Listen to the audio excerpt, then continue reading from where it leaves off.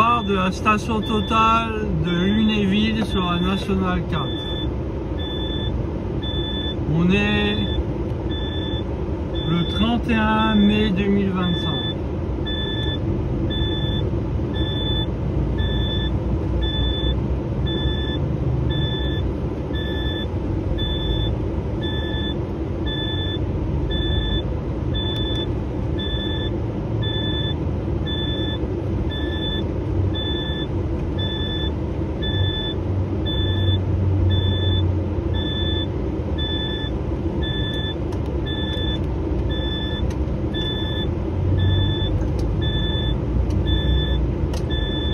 Il est 9h30. On se dirige vers Strasbourg. On prendra par Schirmeck.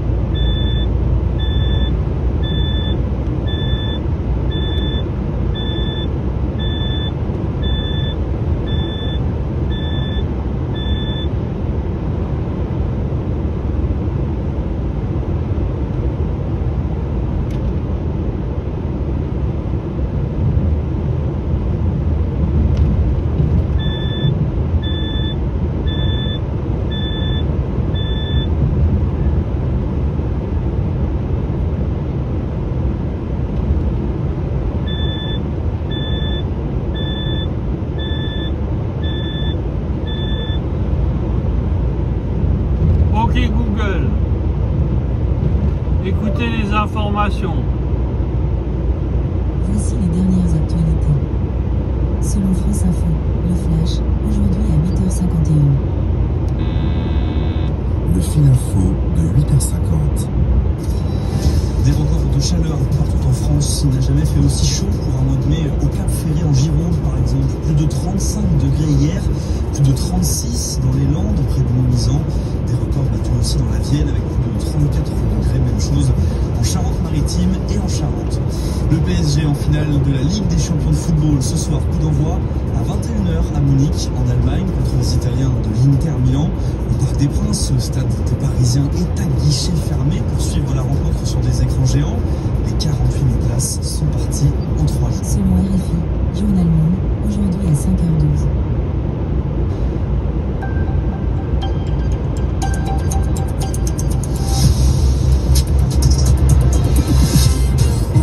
Vous écoutez RFI, il est 3h en temps universel, 6h à Jérusalem. Diane Berger. Emmanuel Macron mènerait une croisade contre l'État juif. Je cite le ministre israélien des Affaires étrangères. Nouvelle escalade verbale entre les deux pays sur fond de crise humanitaire à Gaza. Plus de 30 ans après le génocide, un ancien journaliste de Radio Rwanda mis en examen en France, Hyacinthe Bikamumpaka, accusé de complicité de crimes contre l'humanité. Au sommaire de ce journal également, le parti d'extrême droite britannique Reform UK accepte désormais les dons en crypto-monnaie, un choix qui interroge car il va devenir difficile de tracer l'origine de certains soutiens financiers. Et puis ce soir, c'est un match de football très attendu, la finale de la Ligue des Champions, PSG contre l'Inter Milan. Mais il y aura aussi en même temps du tennis, car Roland Garros ne change pas sa programmation malgré l'événement concurrent. L'ultimatum d'Israël au Hamas. L'État hébreu ordonne au mouvement islamiste palestinien qui a organisé l'attaque du 7 octobre d'accepter la proposition américaine de cesser le feu à Gaza, sinon il sera, je cite, anéanti. L'organisation palestinienne demande quant à elle des garanties et plus d'engagement pour mettre fin de manière durable à la guerre dans l'enclave et à la famine. Dans ce contexte, cette nouvelle passe d'armes entre la France et Israël, Emmanuel Macron a déclaré hier que la reconnaissance d'un État palestinien n'était pas simplement un devoir moral, mais une exigence politique. Réponse immédiate du ministre des Affaires étrangères israélien. Il accuse le président français d'être, je reprends ces mots, en croisade contre l'État juif. Tout cela, Pierre-Olivier, alors que les relations sont de plus en plus glaciales entre la France et Israël. Les appels téléphoniques entre Emmanuel Macron et Benyamin Netanyahou étaient réguliers depuis le 7 octobre 2023. Depuis plus d'un mois, les deux hommes n'auraient pas échangé une seule fois directement, assure un diplomate israélien au Monde. Le résultat d'un amoncellement d'incidents lexico-diplomatiques, autrement dit, d'une guerre des mots que semblent se livrer les deux États. Il y a 2 semaines déjà, Emmanuel Macron qualifiait en direct sur TF1 de honte et d'inacceptable l'opération militaire israélienne dans Gaza. Réponse cinglante du Premier ministre israélien qui accuse alors le président français de se ranger du côté du Hamas. Mais le véritable point de bascule qui explique la récente détérioration des relations entre la France et Israël s'est joué en 2 temps. D'abord début mars, lorsque Benyamin Netanyahou décide de bloquer totalement l'accès de l'aide humanitaire à Gaza.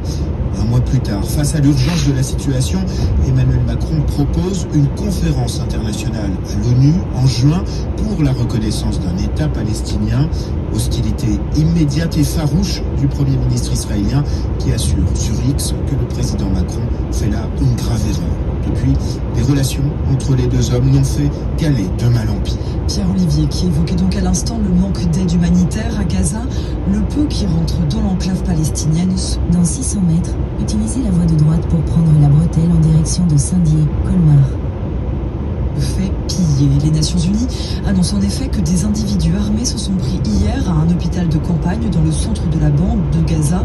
Ils se sont emparés de matériel médical et de suppléments nutritifs qui venaient tout juste d'arriver sur place. Utilisez la voie de droite pour prendre la bretelle en direction de Saint-Dié, puis utilisez la voie de droite pour prendre la bretelle en direction de Colmar.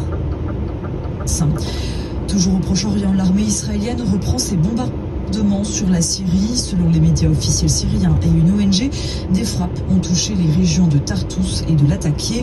Une première depuis un mois, alors que Syrie et Israël ont entamé des discussions pour utiliser la voie de droite pour prendre la bretelle en direction de Colmar, puis rejoindre N59. Les tensions entre les deux pays, cela sous la houlette des États-Unis. Les États-Unis où Donald Trump compte maintenir sa politique commerciale malgré l'incertitude juridique. Le président américain annonce qu'il va doubler les surtaxes sur l'acier et l'aluminium importés. Ils vont passer de 25 à 50%. Donald Trump continue aussi sa bataille culturelle. Il annonce continuer sur N59 pendant 35 km.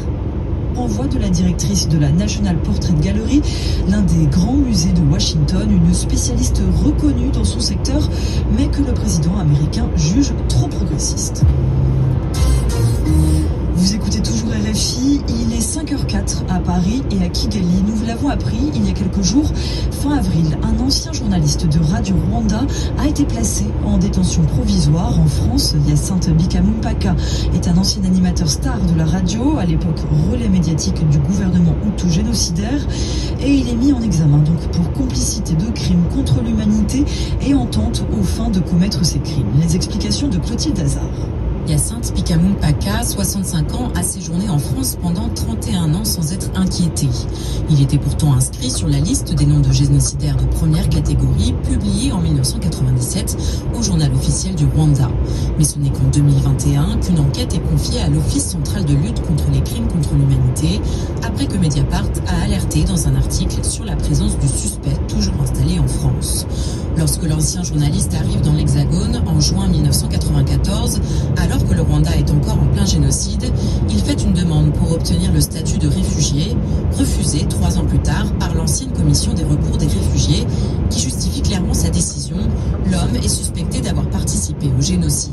Selon elle, il ne pouvait ignorer qu'il contribuait à la perpétration d'assassinats massifs dans une radio qui diffusait la propagande gouvernementale, qui a toléré et encouragé des massacres systématiques à l'encontre de la population tutsi. Mais aucune décision judiciaire n'a suivi à l'époque. Aujourd'hui, l'ex-journaliste vedette va rester en prison, au moins jusqu'à la date de son jugement, qui n'a pas encore été donnée.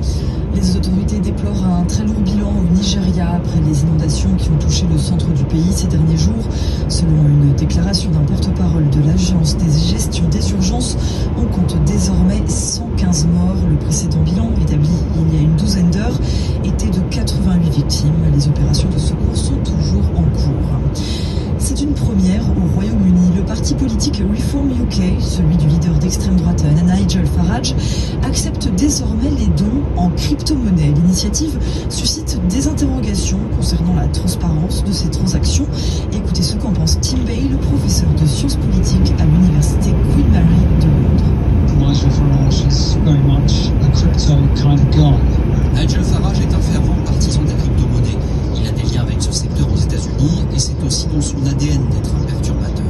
Ma principale préoccupation est que, techniquement et juridiquement, cela pose de nombreux problèmes pour la réglementation du financement des partis au Royaume-Uni. C'est une pratique inédite et je ne suis pas sûr que la commission électorale l'approuverait. Aujourd'hui, il y a des limites strictes quant aux dons aux partis politiques, notamment l'interdiction de financer des partis britanniques depuis l'étranger. Political parties, particularly we ban people from overseas financing British politics. Je pense que les crypto-monnaies pourraient compliquer la traçabilité des dons. Et pour être honnête, cela compliquerait également la comptabilité. Si Nigel Farage espère lever des fonds à l'étranger par cette méthode, ce serait extrêmement problématique et probablement illégal. Via this method, that will be extremely problematic and probably unlawful.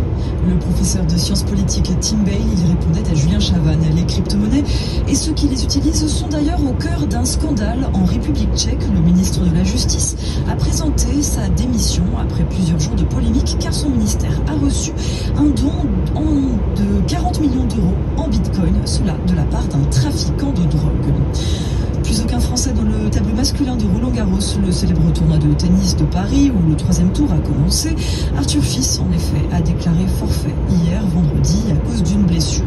Ensuite, ce samedi soir, pas de pause dans le tournoi. Les organisateurs n'ont pas changé leur programme, même si les fans de sport seront nombreux à avoir les yeux rivés sur une autre compétition, la finale de la Ligue des Champions en football. Elle commence à 19h, temps universel.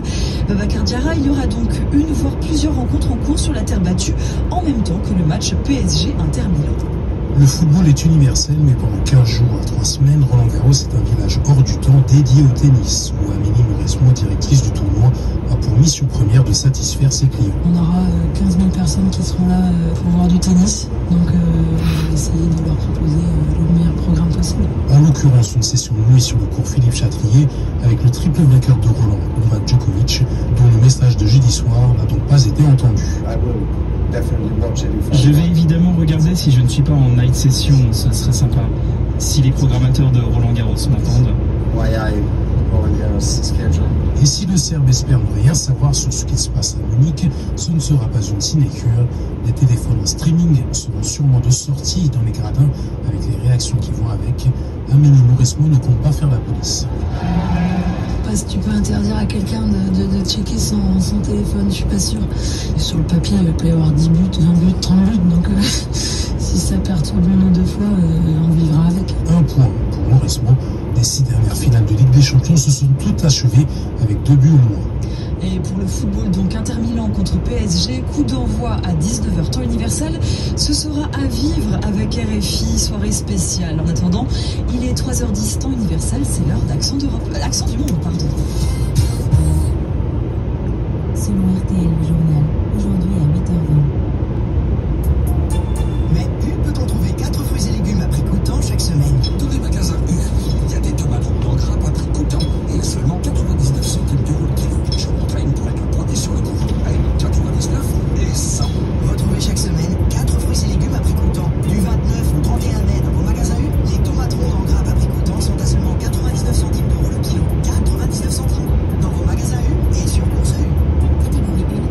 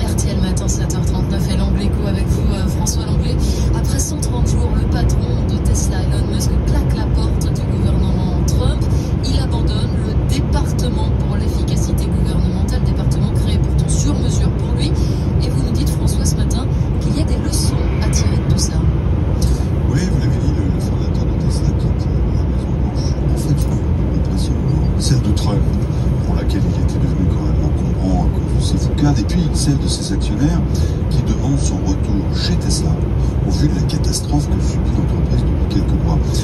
L'équipée du milliardaire à la Maison Blanche unique se solde en effet par un bilan assez médiocre pour être charitable, mais vous l'avez dit, on peut quand même tirer des éléments intéressants qui pourraient nous être utiles à nous Français. Des leçons donc de cette aventure Musk, mais de quoi s'agit-il? Vous pensez à quoi, François? Première leçon, elle concerne la réduction des dépenses publiques. On en a grand besoin chez nous. On sait très bien que la méthode française du rabot, couper un petit peu partout, ça marche pas. Et on sait maintenant que la méthode de la hache, celle qu'a pratiquée Musk, c'est pas non plus très efficace, parce que les coupes qu'il est parvenu à faire sont finalement très modestes.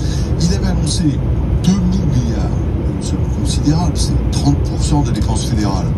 Il se prévaut aujourd'hui d'avoir atteint 170 milliards, mais selon les calculs de la presse, seuls 32 milliards sont vraiment documentés. C'est le Financial Times qui nous dit ça.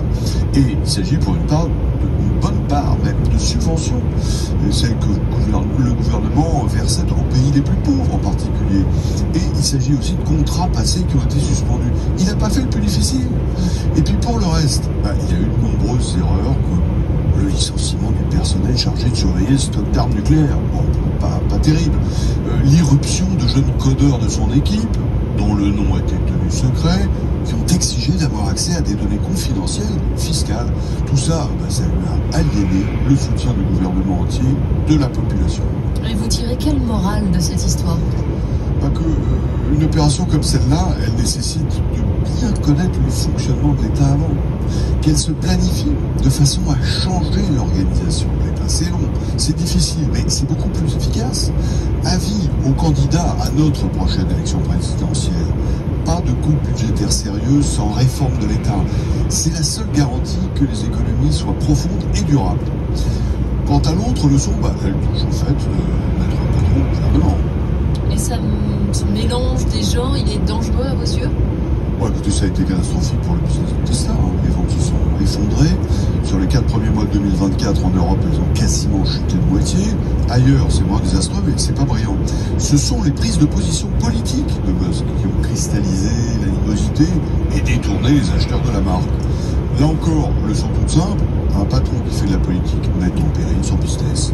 Est-ce que les consommateurs auront toujours quelque chose à reprocher? C'est une leçon à méditer, notamment pour Michel-Édouard Leclerc, chez nous, qui a, semble-t-il, caressé l'idée de se présenter à la présidentielle, même s'il dit aujourd'hui ne plus être intéressé. Effectivement, il l'a. Selon BFM, invité Good Morning Business, hier à 9h12.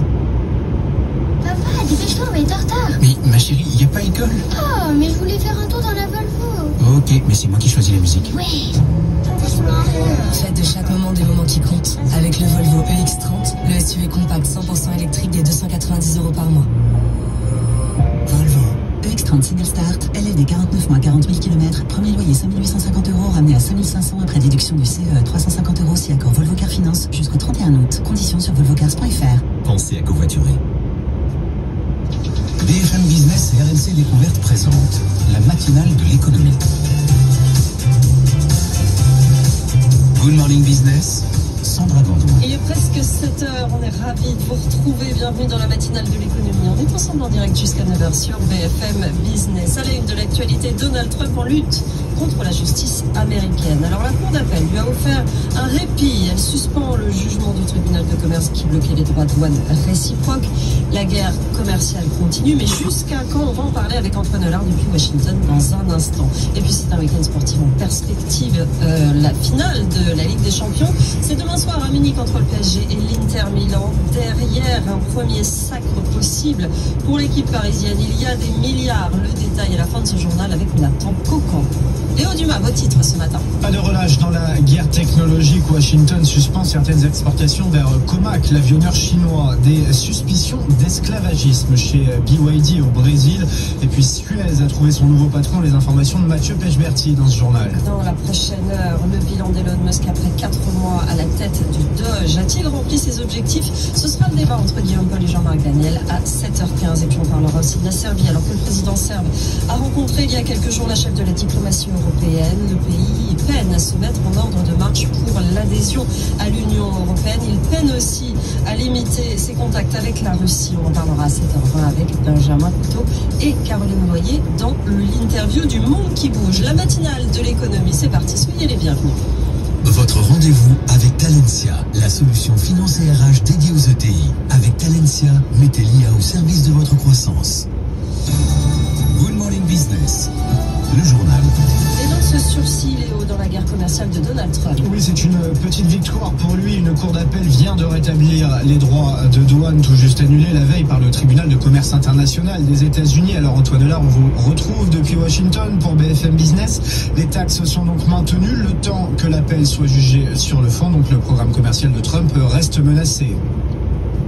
Oui, le bras de fer avec la justice n'est pas encore terminé, mais Trump a gagné un répit pour le moment. Les droits de douane sont maintenus, ils resteront en place jusqu'à ce que la cour d'appel se prononce sur le fond. En attendant, le président américain est toujours autorisé à mener sa guerre commerciale. Alors le répit sera peut-être de courte durée, comme s'il anticipait une défaite en appel. Trump évoque déjà la possibilité d'un recours devant la Cour suprême. Dans une très longue diatribe sur son réseau social, le président américain explique que ce sera le seul moyen de mettre fin aux attaques de juges gauchistes. Il faut rappeler que la Cour suprême est dominée par des juges très conservateurs et très favorables à Donald Trump. Le président américain, en tout cas, est déterminé à aller jusqu'au bout. Ces droits de douane sont un enjeu fondamental pour lui. C'est d'abord une arme diplomatique dans son bras de fer avec la Chine ou l'Europe. Et puis, sur le plan intérieur, Trump est convaincu que ces taxes vont faire rentrer énormément d'argent dans les caisses, ce qui permettra ensuite de financer des baisses d'impôts massives pour les Américains. C'est une promesse qu'il a faite à ses électeurs pendant la campagne.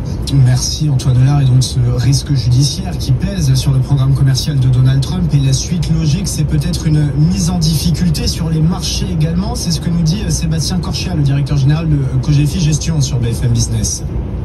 Face à lui, il a des gens, imagine des États qui vont quand même se dire mais à quoi ça sert de négocier, de faire des négociations, puisque on est en train de nous expliquer que finalement ce que Trump nous impose c'est illégal. Et puis vous avez le budget. Je vous rappelle que le budget c'est quand même alimenté selon Trump en termes de recettes par les droits de douane. Donc si on vous dit que les droits de douane c'est pas légal, vous pouvez imaginer que les marchés de taux vont réagir. Alors la bourse s'enflamme et ça va amener, à mon sens, beaucoup plus d'incertitude.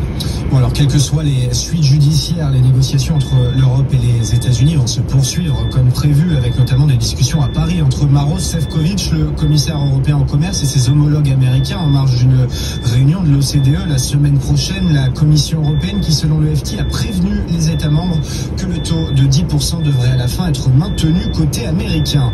La guerre commerciale qui se combine de plus en plus à la guerre technologique entre Washington et Pékin, et une étape de plus ces dernières heures.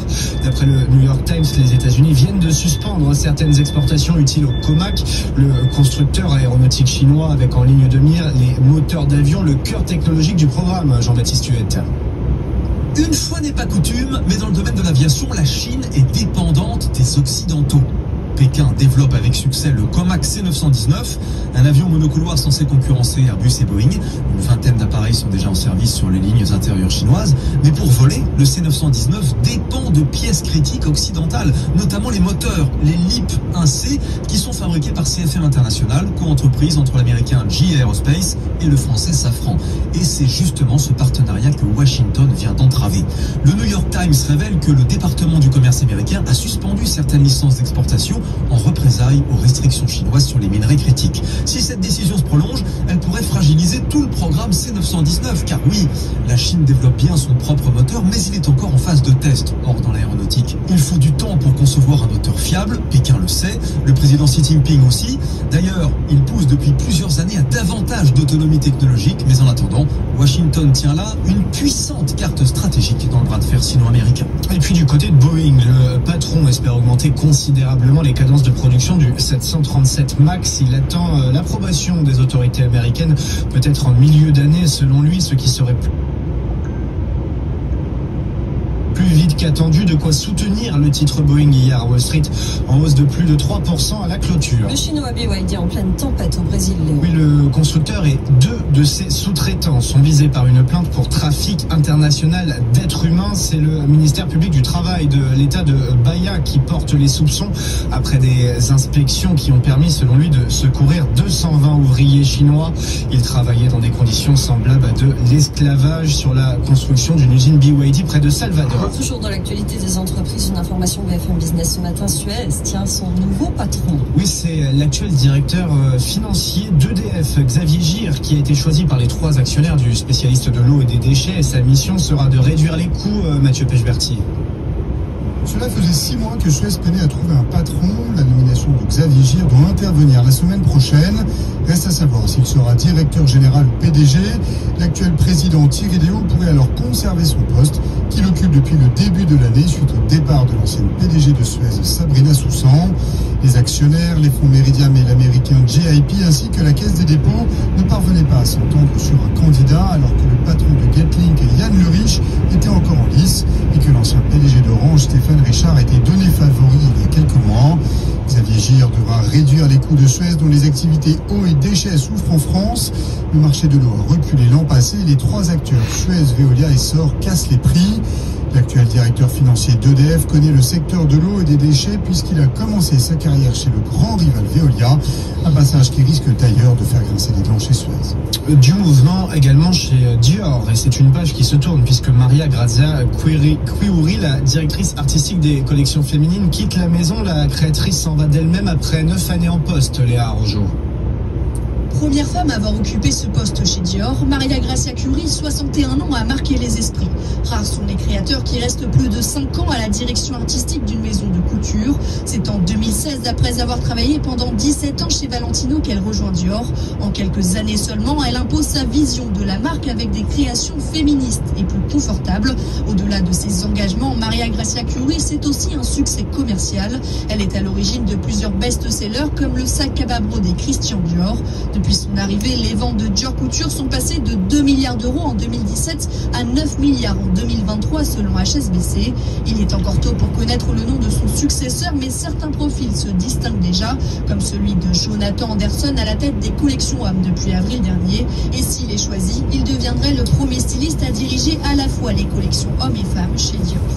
Une page sport business dans ce journal, maintenant J-1 avant la finale de la Ligue des Champions entre le PSG et l'Inter Milan. Léo Dumas, ça va? On est bien? On retient notre souffle, comme les diffuseurs d'ailleurs, pour qui c'est la bonne opération d'avoir un club français en finale. Et Canal+ fait savoir qu'il a vendu l'écran le plus cher de son histoire.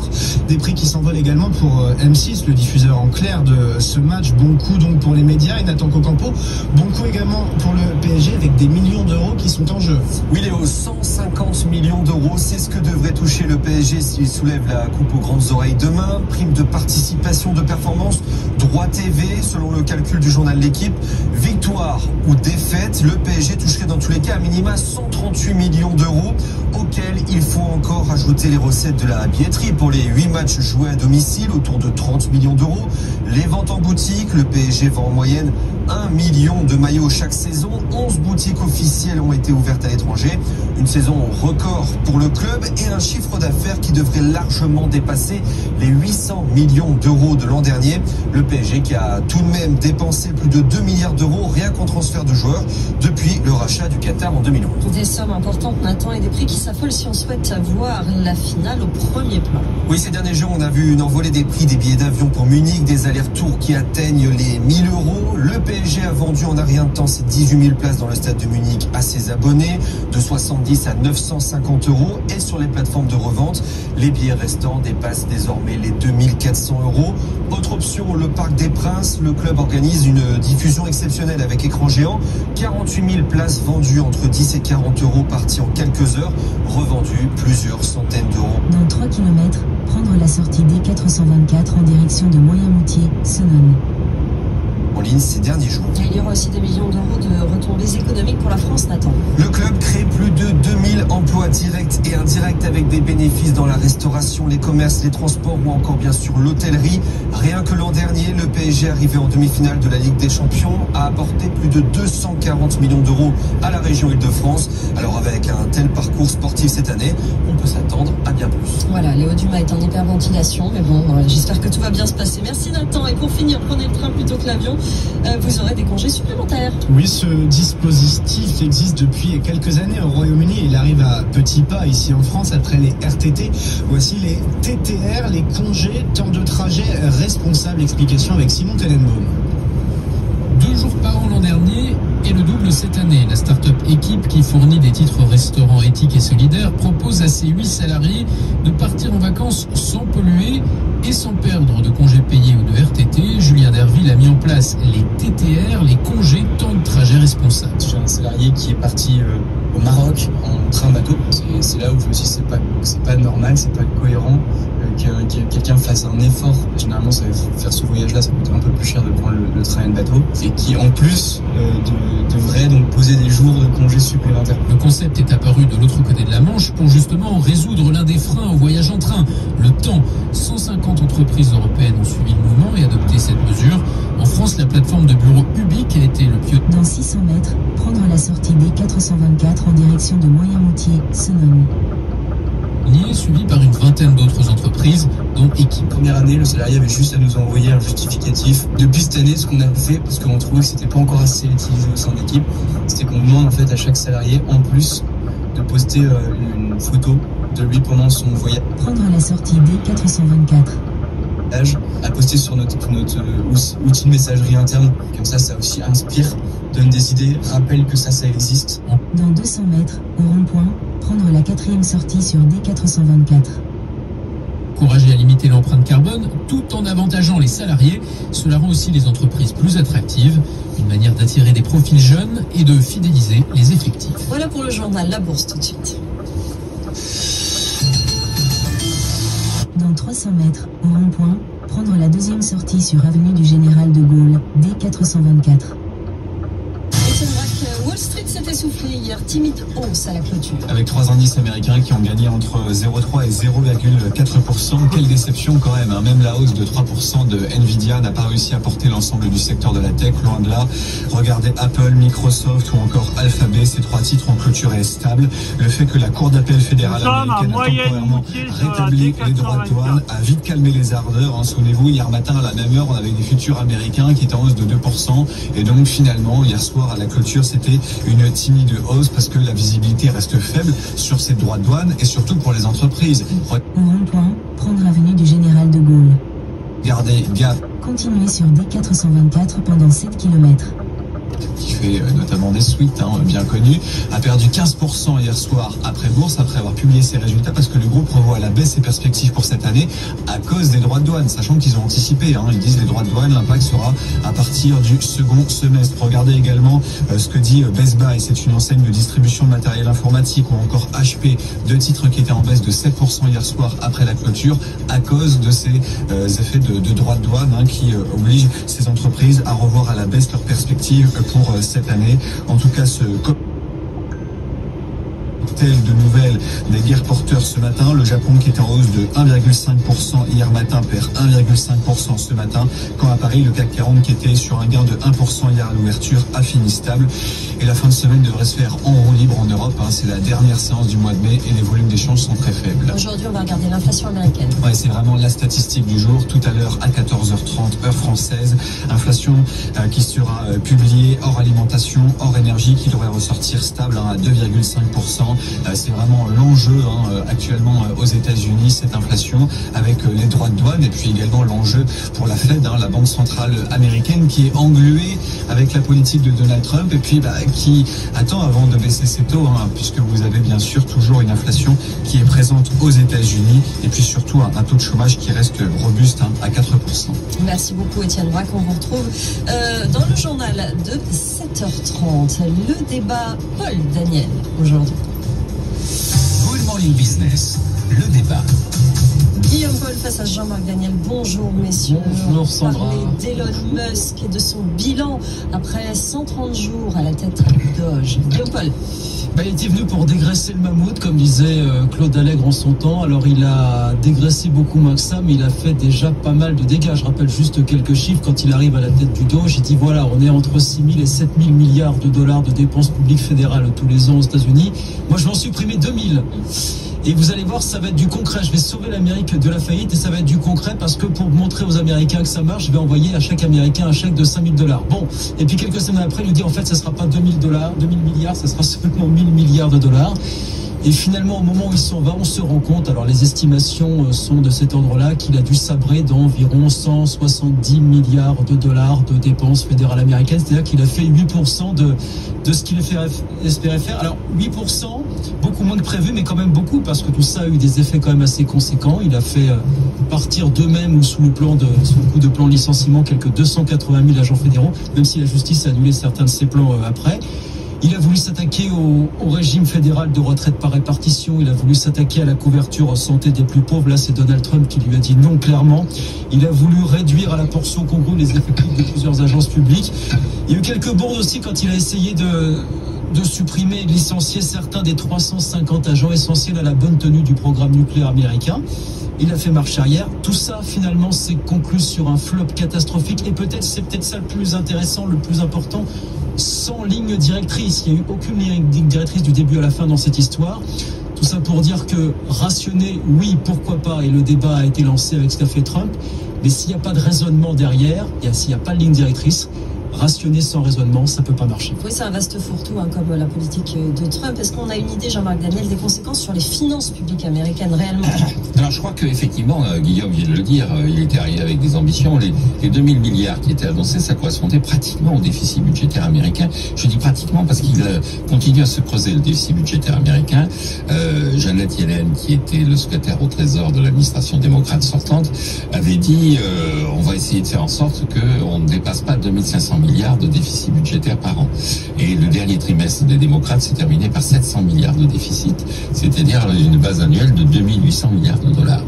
Alors la situation s'est un peu améliorée parce qu'il y a eu des rentrées fiscales au mois de janvier-février. Sur une demi-année, on a 1300 milliards de déficit budgétaire, c'est-à-dire 2600 milliards de déficit annuel.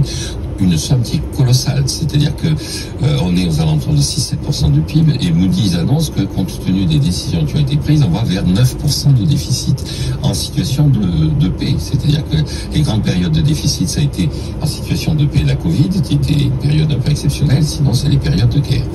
Et donc le deuxième élément qui avait été mis en place avait été de constater que ce déficit budgétaire maintient un niveau de vie des Américains qui est au-delà de leur capacité productive. Donc c'est le mécanisme des déficits jumeaux, c'est-à-dire ça entretient effectivement un déficit extérieur qui est vécu comme étant relativement indolore puisque c'est des dollars, donc on donne des dollars à la surface de la planète, mais ces dollars reviennent en achetant la bourse, en achetant Manhattan, en achetant l'actif américain. Donc les États-Unis sont effectivement face à un vrai problème. On va chercher Elon Musk et là on est véritablement, Guillaume l'a dit, c'est la politique spectacle. C'est le mec avec sa tronçonneuse pour se référer à ce qu'avait fait Milei en Argentine.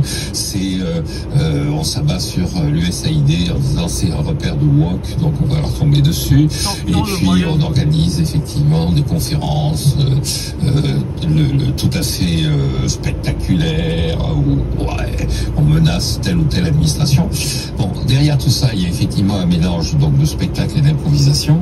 Et je crois qu'il y a les trois remarques que je ferai. C'est la première remarque, c'est que je pense qu'effectivement, il faut que les Américains reprennent en main leurs finances publiques et qu'un des enjeux, c'est non seulement les dépenses, mais c'est aussi les recettes. Et donc là aussi, Donald Trump est dans des situations plus ou moins contradictoires. Il a annoncé qu'éventuellement, il augmenterait même les impôts des plus riches. Bon, il est revenu en arrière.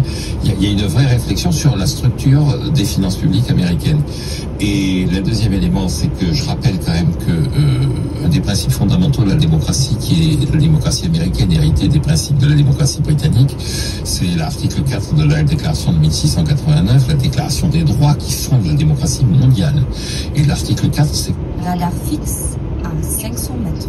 C'est un parlement qui s'occupe des finances publiques. C'est-à-dire, c'est pas la démagogie, c'est des gens élus qui ont du temps devant. Radar fixe à 300 mètres.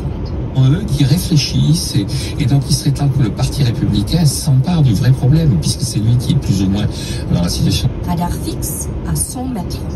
D'être majoritaire, il faut qu'il s'empare du problème. Et la dernière remarque que je fais, c'est que un chef d'entreprise, tout le monde nous dit ce serait mieux si on gérait l'État comme des entreprises. Mais un chef d'entreprise, c'est bon pour gérer une entreprise, mais pas forcément pour gérer l'État. Chacun son métier. Intéressant. Et les vaches seront bien gardées. Être chef d'entreprise, c'est pas la même chose qu'être ministre des Finances. Visiblement. Merci beaucoup, messieurs. Le Monde qui bouge, l'interview tout de suite. Good Morning Business.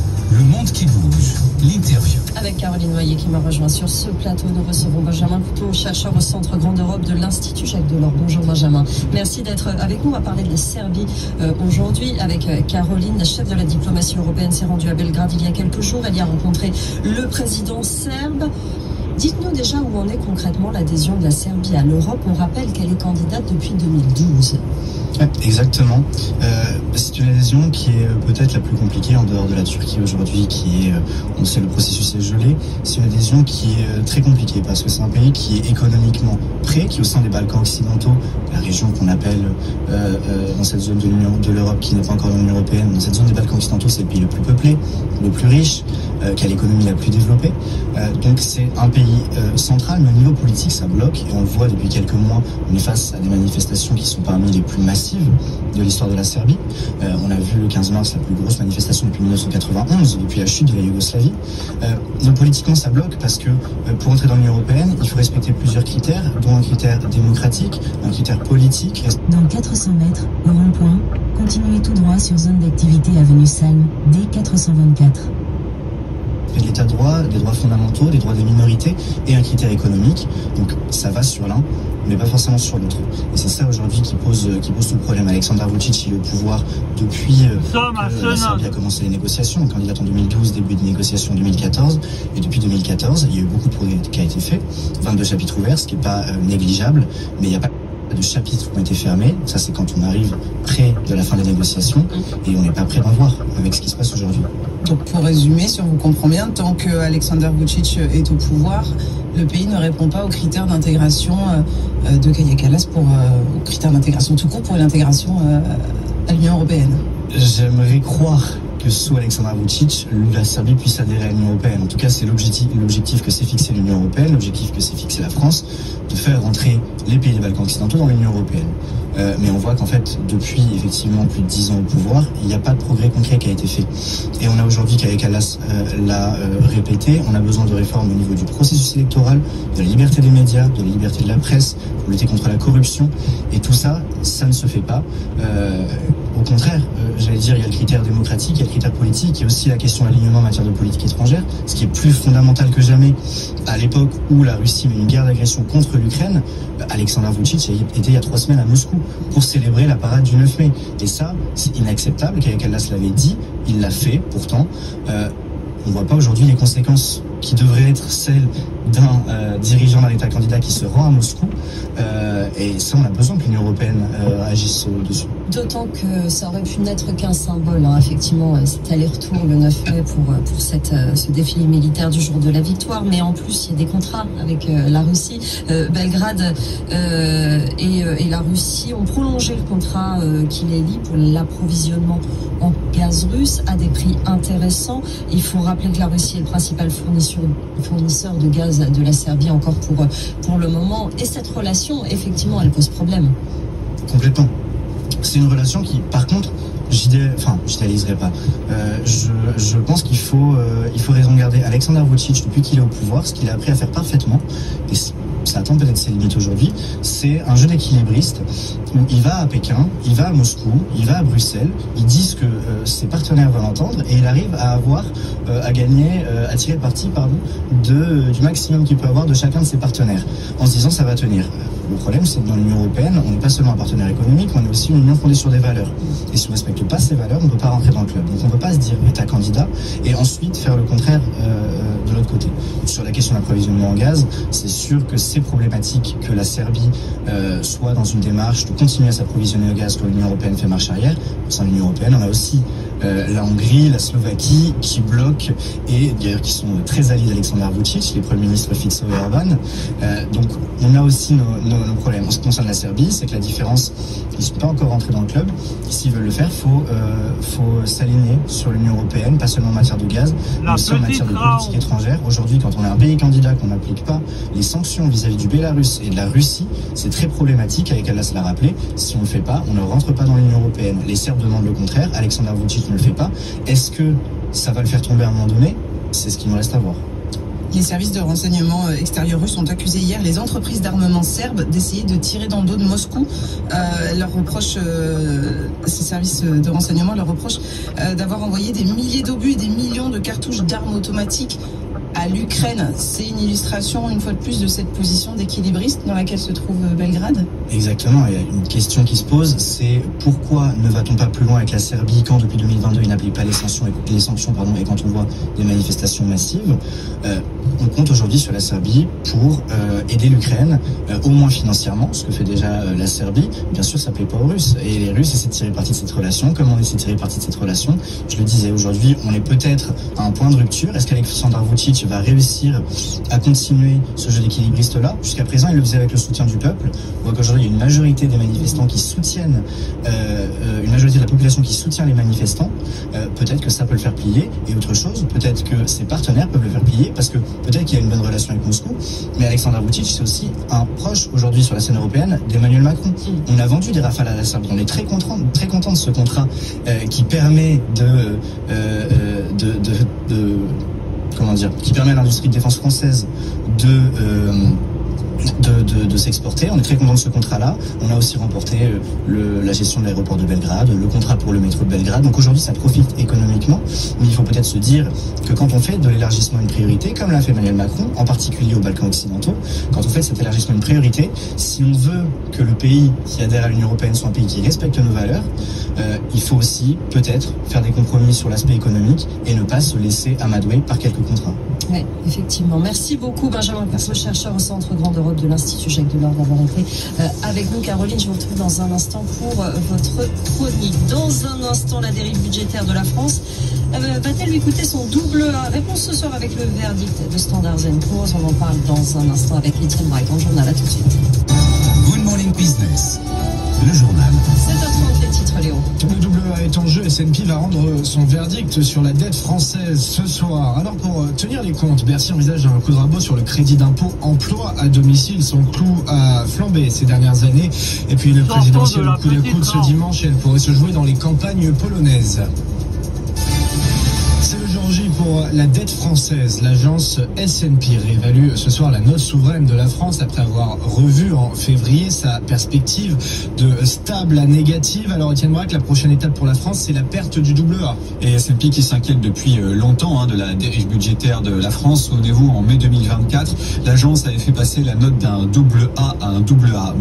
Puis en février, donc il y a 3 mois, la perspective était passée de stable à négative. Et donc cette perspective stable ouvre la voie à un abaissement. Le problème, c'est qu'après double A-, c'est un simple A. Pour faire simple, vous avez le triple A, c'est la note de très grande qualité. C'était le cas de la France jusqu'en 2012. Aujourd'hui, vous avez des pays tels que les Pays-Bas, la Suisse ou encore l'Allemagne qui possèdent encore un triple A. Ensuite, vous avez le double A, donc c'est une note de haute qualité. Et puis ensuite, le simple A, c'est la qualité moyenne. Donc si la France passe de haute qualité à qualité moyenne, le risque, c'est que certains prêteurs, notamment étrangers, lèvent le pied parce qu'ils vont dire nous, on investit uniquement dans du double A, pas dans du simple A. Donc là, il y aura des ventes de dettes françaises, ça correspond plus à leurs critères d'investissement. Et donc, in fine, le coût d'emprunt, lui, il va grimper. Aujourd'hui, le 10 ans français s'échange à 3,2%. Et donc, une prime de risque pourrait s'installer. En février, S&P déplorait une faible croissance en France, moins de 1% prévu cette année. Et surtout, une stratégie budgétaire au-delà de 2025 incertaine.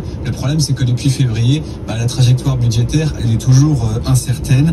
Néanmoins, ce qui est rassurant, c'est que pour l'instant, il n'y a pas de stress sur la dette française. Vous avez un écart de taux entre la France et l'Allemagne qui est à environ 67 points de base ce matin. Après la dissolution et après les différents remaniements, on était à 80 points. Mais avant tous ces événements, on était à environ 50 points. Donc il y a toujours une prime de risque qui est présente sur la dette française. Le problème, c'est pas aujourd'hui. Le problème, ça sera quand l'Allemagne va commencer à s'endetter parce que tout d'un coup, il y aura une concurrence. Les investisseurs en Europe pourront investir non pas uniquement uniquement sur la dette française, mais aussi sur la dette allemande. Et donc là, il y a une possibilité que le coût d'emprunt grimpe pour la dette française à échéance 10 ans. Merci Étienne Braque. Alors en attendant, à Bercy, on cherche des économies et dans le viseur, il y a le crédit d'impôt sur l'emploi à domicile. C'est Amélie de Montchalin, la ministre des Comptes publics, qui a mis cette piste sur la table et elle pourrait rapporter gros, Caroline Morisseau. Nous sommes dans les Vosges. C'est la deuxième niche fiscale la plus coûteuse après le crédit impôt recherche. Le crédit d'impôt sur les services à domicile s'élève à plus de 6,5 milliards d'euros. C'est 2 fois plus qu'en 2011. Aide aux personnes âgées, garde d'enfants, mais aussi soutien scolaire, jardinage ou bricolage. Amélie de Montchalin, la ministre des Comptes publics, n'exclut pas de s'attaquer à certaines de ces dépenses de confort en réduisant le taux ou le plafond de ce crédit d'impôt. Un sujet politiquement sensible. Près de 4,5 millions de Français bénéficient de cet avantage fiscal. Et pour les employeurs du secteur, s'y attaquer risque de détruire des emplois et favoriser le travail au noir. Un argument contesté par la Cour des comptes. Ces services profitent 20% des ménages les plus aisés pour qui les aides publiques ne sont pas décisives, explique l'institution. Selon elle, 1 milliard d'euros pourrait être économisé, principalement en baissant le taux de ce crédit d'impôt de 50 à 40% sur certains services comme le ménage, le bricolage ou le jardinage. Aux États-Unis, une rencontre à huis clos hier entre Donald Trump et Jérôme Powell et chacun est resté campé sur ses positions. Le président américain a souligné une erreur de la Fed en ne baissant pas les taux, ce qui désavantage les États-Unis face à la Chine. En face de ces pressions, le patron de la Banque centrale a continué de défendre l'indépendance de son institution et des décisions de politique monétaire prises de façon apolitique. Et puis sur la question des étudiants étrangers, une juge de Boston prévient qu'elle va bloquer la suspension du traitement des visas qui avait été décidée par l'administration Trump, une suspension qui devait de toute façon être de courte durée, c'est ce que dit le département d'État hier soir. Sa porte-parole encourage même les futurs étudiants à prendre rendez-vous. En Europe, les Polonais sont appelés aux urnes ce dimanche. Oui, pour le second tour d'une présidentielle qui s'annonce particulièrement serrée. Au premier tour, le candidat pro-européen n'a devancé que d'un seul point son rival d'extrême droite. Alors la victoire risque de se jouer dans les petites villes de la campagne polonaise, comme à Kwiatkowski, dans le centre du pays. Le récit d'Hugo Babet. Le sort politique de la Pologne se jouera peut-être entre 6 000 habitants. Dans la riche ville industrielle de Glesko, surnommée le Koweït polonais, c'est l'avenir de la centrale thermique de Belchâteau, la plus puissante d'Europe, qui déterminera leur choix. Elle fermera en 2030 et entraînera avec elle la clôture de l'énorme mine de lignite. Alors les 18 000 employés au bord du licenciement attendent beaucoup du gouvernement. Donald Tusk répète tout le temps qu'il ne peut pas tenir le parti nationaliste responsable de ce qu'il a fait parce qu'il n'a pas les pleins pouvoirs. Qu'il ait les pleins pouvoirs et qu'il montre qu'il met de l'ordre. C'est pour ça que je vote Trzaskowski. Mais au-delà de leur survie économique, les habitants de cette ville justifient de plus en plus leur vote par un nationalisme décomplexé. Le candidat opposé à l'avortement, aux migrants et aux droits LGBT a fait son meilleur score national dans cette ville. Je pense que Rafał Trzaskowski veut introduire ici des immigrants illégaux, et je suis d'avis qu'il vaut mieux que la Pologne reste la Pologne. Et peu importe si la fermeture de la centrale à charbon a été décidée par l'ancienne majorité nationaliste, seul espoir pour les habitants que le nouvel exécutif valide la création ici d'une centrale nucléaire. Et toujours en Europe, on fête aussi un anniversaire, celui de l'ESA, l'agence spatiale européenne, qui a 50 ans aujourd'hui, un anniversaire qui met en lumière un paradoxe. L'Europe spatiale est passée de pionnière à retardataire. Alors face à la montée en puissance du New Space, il s'agit pour l'ESA de se réinventer, Jean-Baptiste Huette.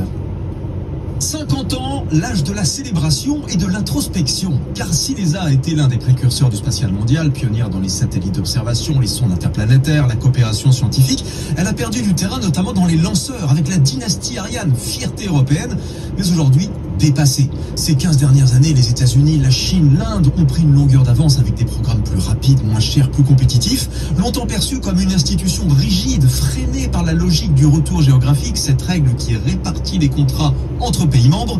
L'ESA a eu du mal à se transformer. Un budget modeste, 8 milliards d'euros par an à comparer aux 25 milliards de la NASA, et en face, un New Space mondial en pleine explosion porté par des capitaux privés. Bref, la compétition est devenue plus économique que technologique. Alors oui, ces dernières années, l'ESA a entamé sa mue, plus business-friendly, ouverte aux startups, réactive, logique industrielle, mais le retard est là, notamment dans la bataille des constellations. Starlink, Kuiper, Guowang, l'Europe tente de réagir avec le projet Iris-Carré, accéléré, mais là encore, le tempo est dicté ailleurs. Et pour finir, Léo, cette intense bataille autour de l'un des projets pétroliers les plus convoités au monde. Oui, ça se passe au Guyana, où les deux géants américains, ExxonMobil et Chevron, s'écharpent pour prendre le contrôle d'un gisement à 1000 milliards de dollars. Un arbitrage a donc débuté à Londres cette semaine et il pourrait à la fin bouleverser les équilibres dans le secteur, Raphaël Couder. Au cœur de ce conflit, le gigantesque champ pétrolier de Stabroek, l'un des plus prisés de la planète, des réserves évaluées à 11 milliards de barils et un seuil de rentabilité inférieur à $30 le baril. Ce gisement est aujourd'hui détenu à 45% par ExxonMobil. C'est d'ailleurs son exploitation qui a permis au groupe américain de retrouver la place de numéro 1 du secteur en termes de valorisation. Ces derniers mois, Exxon et son concurrent Chevron se disputent un autre morceau du projet, 30% de participation qui appartiennent à un troisième pétrolier, le groupe Hess. En 2023, Chevron a décidé de racheter Hess pour 53 milliards de dollars. Il revendique donc logiquement cette participation. En face, ExxonMobil affirme disposer d'un droit de préemption qui aurait été conclu préalablement avec Hess. Les juges du tribunal arbitral devront donc trancher ce litige aux lourdes conséquences. Chevron compte en effet beaucoup sur ce gisement. Ses réserves d'hydrocarbures sont à leur plus bas niveau depuis 10 ans. Le groupe vient en plus de suspendre ses opérations d'extraction au Venezuela après la révocation de sa licence sur place par Donald Trump. Les marchés tout de suite.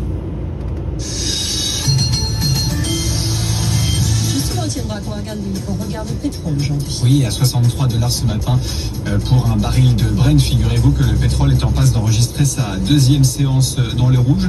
Pour sa dernière séance du mois de mai, figurez-vous que le baril est stable sur l'ensemble du mois. Il perd 14% depuis le début de l'année. Et demain, tous les regards seront tournés vers la réunion de l'OPEP+, puisque des informations de presse évoquent depuis plusieurs jours que les membres de l'OPEP+, sont en passe d'augmenter leur production de 400 000 barils par jour à partir du mois de juillet. C'est une hausse assez importante par rapport aux hausses que l'on a pu voir ces derniers mois, avec les membres de l'OPEP+, qui souhaitent prendre des parts de marché aux États-Unis, qui ne font pas partie de l'OPEP+, et donc une bataille qui se joue entre les différents pays producteurs de pétrole afin de maintenir des parts de marché. Le problème, c'est que vous avez une hausse de la production, alors que derrière, la demande n'est pas là. Le directeur général de l'Agence internationale de l'énergie a déclaré que la consommation de pétrole était toujours faible, et donc tout cela explique un baril de pétrole qui est sous pression, à donc $63 le baril ce matin. Merci beaucoup Étienne Braque, le monde qui bouge tout de suite. Good Morning Business, le monde qui bouge. Avec vous Caroline Noyer, on part au Niger et c'est demain qu'expire l'ultimatum. Les expatriés chinois employés depuis plus de 4 ans dans le secteur pétrolier doivent quitter le pays. Absolument, rien ne va plus entre Niamey et Pékin. Au début du mois, la CNPC, la compagnie pétrolière publique chinoise, a reçu un courrier flanqué de la mention très urgent, un courrier envoyé par le ministère nigérien du pétrole et qui exige la résiliation donc des contrats des expatriés en poste depuis plus de 4 ans. Les salariés sont priés de quitter la société ainsi que le territoire. Les expatriés employés par les sous-traitants de la CNPC sont également concernés. Alors pourquoi cette décision? Eh bien, les autorités reprochent à la société chinoise, je cite, son mépris de la réglementation nationale.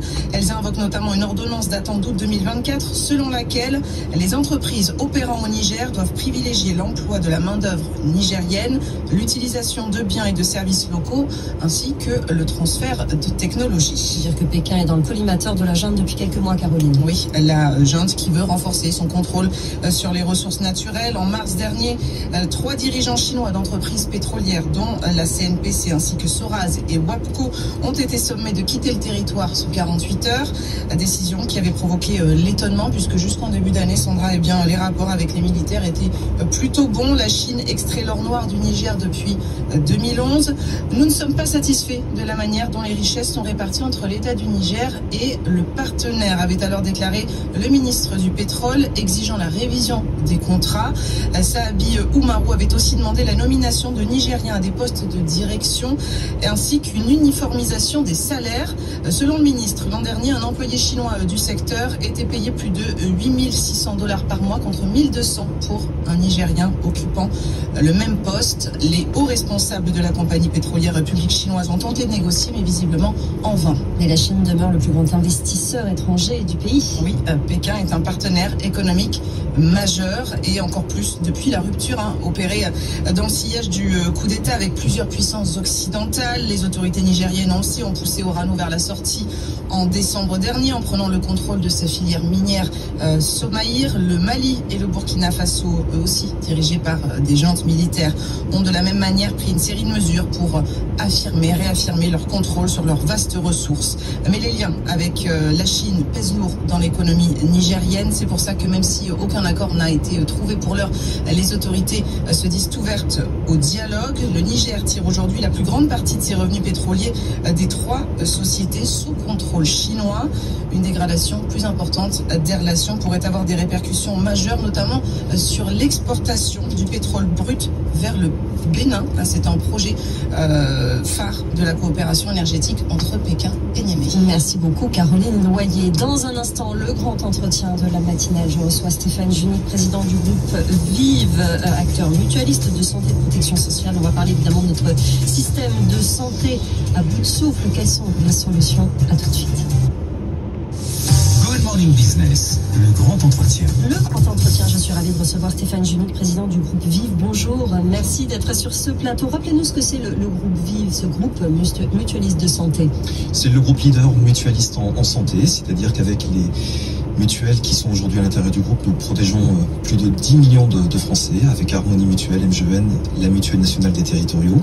C'est un groupe également qui a eu une posture en matière de santé globale. Nous sommes le premier acteur non lucratif d'offres de soins et d'accompagnement avec 1800 établissements d'offres de soins et d'accompagnement dans les territoires. Sur les 45 000 collaborateurs du groupe, 35 000 sont positionnés sur nos 17 métiers de l'offre du soin et d'accompagnement. Et puis enfin, parce qu'on ne le sait pas, mais le logement c'est un déterminant de santé majeur et donc nous sommes le 4e opérateur de logement social dans notre pays. Le groupe Vive a augmenté ses bénéfices en 2024. Vous l'avez dit, vous protégez 10 millions de personnes. Vous avez atteint 238 millions d'euros en 2024, une hausse de 33%. Le chiffre d'affaires accroît lui aussi à 11,2 milliards, hausse de 7,1% par rapport à 2023. Comment vous expliquez ces bons résultats ? La solidité de notre modèle. Nous sommes un acteur qui est un acteur non lucratif. Le modèle aujourd'hui de financiarisation de la santé est un élément qui nous amène à devoir être sur des dépenses de santé qui explosent. C'est la raison pour laquelle notre modèle est résilient. Le fait que nous puissions avoir une redistribution auprès de nos adhérents d'une manière significative de l'ensemble des bénéfices qui sont les nôtres est un élément de garantie, de protection pour nos adhérents, mais également de faire en sorte que la régulation de notre système de santé puisse être assurée. 25% de notre résultat avant impôt est redistribué vers des actions à impact social ou à impact territorial. Dans 400 mètres, prendre à gauche sur devant Saint-Blaise, D1420. Nous sommes donc un acteur qui est un acteur de la redistribution d'une manière extrêmement forte. Vous parliez tout à l'heure de l'inflation des dépenses de santé, ça recouvre quoi ? On est aujourd'hui sur des dépenses de santé qui sont à peu près de l'ordre de 2,5-3%. Nous avons basculé depuis la crise Covid sur une inflation. Prendre à gauche sur devant Saint-Blaise, D1420. Sur des dépenses de santé d'une manière significative. C'est dû à quoi ? Vieillissement de la population, les maladies chroniques qui explosent d'une manière extrêmement importante. Oui. Un chiffre, nous sommes à 25 millions de personnes qui ont une pathologie qui est une... Continuez sur D1420 pendant 3 km. Une pathologie de maladie chronique, un diabète, un cancer, etc. Et puis un autre élément, c'est que nous sommes face à l'innovation thérapeutique, à des médicaments innovants qui coûtent de plus en plus cher dans notre pays, notamment des thérapeutiques qui sont utiles pour la prise en charge des cancers d'une manière extrêmement importante. Je vais vous donner un chiffre qui pour moi est marquant. Il y a 20 ans, vous étiez sur des dépenses de santé par habitant qui étaient de 2700 €. Vous êtes aujourd'hui sur 3700 €. Oui. Une augmentation de 1000 € en 20 ans des dépenses de santé par habitant. On le voit, cette inflation qui a eu lieu ces 20 dernières années est un obstacle pour la soutenabilité de notre modèle de santé et de protection sociale dans les années qui viennent, puisque l'inflation pour la projection dans les 10 et 20 ans qui viennent vont nous amener à être sur des augmentations de 4% en moyenne. Nos dépenses de santé augmentent, vous l'avez dit, pour diverses raisons. Vos résultats, vous, on l'a vu, sont bons, mais est-ce que ça va continuer en 2025 ? On sait que le gouvernement doit faire d'énormes économies, notamment sur les dépenses de santé. Comment ce système de santé va-t-il pouvoir perdurer ? Pour moi, il y a 3 principes qui sont importants de garantir. D'abord, avoir une approche qui est une approche pluriannuelle. Il nous manque aujourd'hui une boussole dans notre pays, une vraie stratégie nationale de santé qui nous permette de voir quelles sont les priorités fixées par l'État et par le Parlement. Pourquoi j'indique ça? C'est qu'il y a un effort qui sera à conduire dans les années qui viennent sur la culture de la prévention dans notre pays. Il sera important d'investir d'une manière très très forte sur la prévention. Encore faut-il savoir quelles sont, en matière d'objectifs de santé publique, quelles sont les priorités que l'on a envie de se tenir. Il nous manque un cap, il est important d'avoir cette stratégie nationale de santé. Elle aurait dû être votée en 2023. C'est-à-dire il y a 2 ans. Le deuxième principe, c'est que nous devons être sur un modèle qui soit un modèle où l'organisation de notre système de santé devra davantage être soucieux, au fond, d'éviter les prescriptions qui sont des prescriptions inutiles, d'éviter les actes qui ne sont pas au rendez-vous toujours de la qualité des soins. Là aussi, l'adresse, la direction du ministère de la Santé a indiqué que chaque année, il y avait près de 250 000 hospitalisations qui pourraient être évitées, notamment par le suivi des patients qui sont atteints de maladies chroniques à travers une organisation beaucoup plus fluide, notamment entre l'hôpital et puis la médecine de ville. Enfin, le dernier élément, c'est qu'il y a besoin, pour assurer l'accès aux soins des Français, et nous sommes particulièrement attachés au sein du groupe, à faire en sorte que le droit à la santé pour tous soit garanti dans notre pays aux côtés de la sécurité sociale. La complémentarité entre la Sécu et puis les acteurs mutualistes, les complémentaires santé, est un élément sur lequel nous pouvons progresser d'une manière beaucoup plus forte. Éric Chenu, président de la Mutualité française, disait il y a quelques jours, on est dans une pseudo-gratuité où les gens ne se rendent plus compte de combien ça coûte. On ne se rend plus compte qu'on va chez le dentiste, on ne paye plus rien, on va dépenser, changer ses lunettes tous les 2 ans et on ne s'en rend pas compte. Est-ce que vous êtes d'accord avec ça? Oui, Éric Chenu a raison. En fait, le phénomène des réformes qui étaient utiles pour éviter que l'accès aux soins soit réduit pour des raisons d'obstacles financiers. Le fait d'être sur de la généralisation du tiers payant, le fait de pouvoir mettre en place des dispositifs comme le 100% santé en optique, en soins dentaires ou même en audio-prothèse a été un élément pour permettre l'accès aux soins d'une manière significative dans notre pays ces dernières années. Mais la conséquence, c'est que probablement s'est installée l'idée que la santé dans notre pays serait gratuite. Elle n'est pas gratuite. Je le rappelle, nous sommes face à une... Dans 500 mètres, au rond-point, continuez tout droit sur route de Strasbourg, DVT Foudet, D1420. L'inflation des dépenses de santé qui est majeure, qui vient bousculer la soutenabilité de notre modèle de protection sociale, mais plus encore, qui nous amène, nous, mutualistes, à devoir piloter d'une manière encore plus forte le sujet de la soutenabilité des cotisations pour nos adhérents. Est-ce que dans les propositions qu'on a entendues dernièrement, un jour de carence ou par exemple le déremboursement de certains médicaments pour les hauts revenus, est-ce que ce sont des propositions pertinentes ou c'est pas vers ça qu'il faut aller? Je pense que dans la période dans laquelle on est, où on le voit, les projections qui ont encore été faites cette semaine par la Cour des comptes sur un sujet de la soutenabilité de notre modèle de protection sociale avec un déficit de sécurité sociale qui sera jamais aussi important dans les années à venir, toutes les solutions doivent être imaginées. Ici, le sujet des recettes à travers la TVA sociale, à travers d'autres modalités, tout cela doit être observé en ayant quand même comme préoccupation de ne pas venir alourdir également les contraintes qui peuvent peser dans l'accès aux soins des Français. Mais pour répondre d'une manière très précise, oui, je pense qu'il sera important, notamment à travers le contenu du contrat responsable et solidaire, qui est aujourd'hui un contrat pour les Français de complémentaire santé qui est majeur. 96% aujourd'hui des Français sont avec un contrat porté par les mutuelles qui relève du panier du contrat responsable et solidaire. Il y a des choses qui ne relèvent plus des soins essentiels. Ce qui est important lorsque l'on porte des lunettes, ce n'est pas la monture, ce sont bien les verres. Pourquoi continuer à contraindre un remboursement tous les 2 ans d'un remboursement qui est fixé par l'État sur le niveau des prix des différentes montures?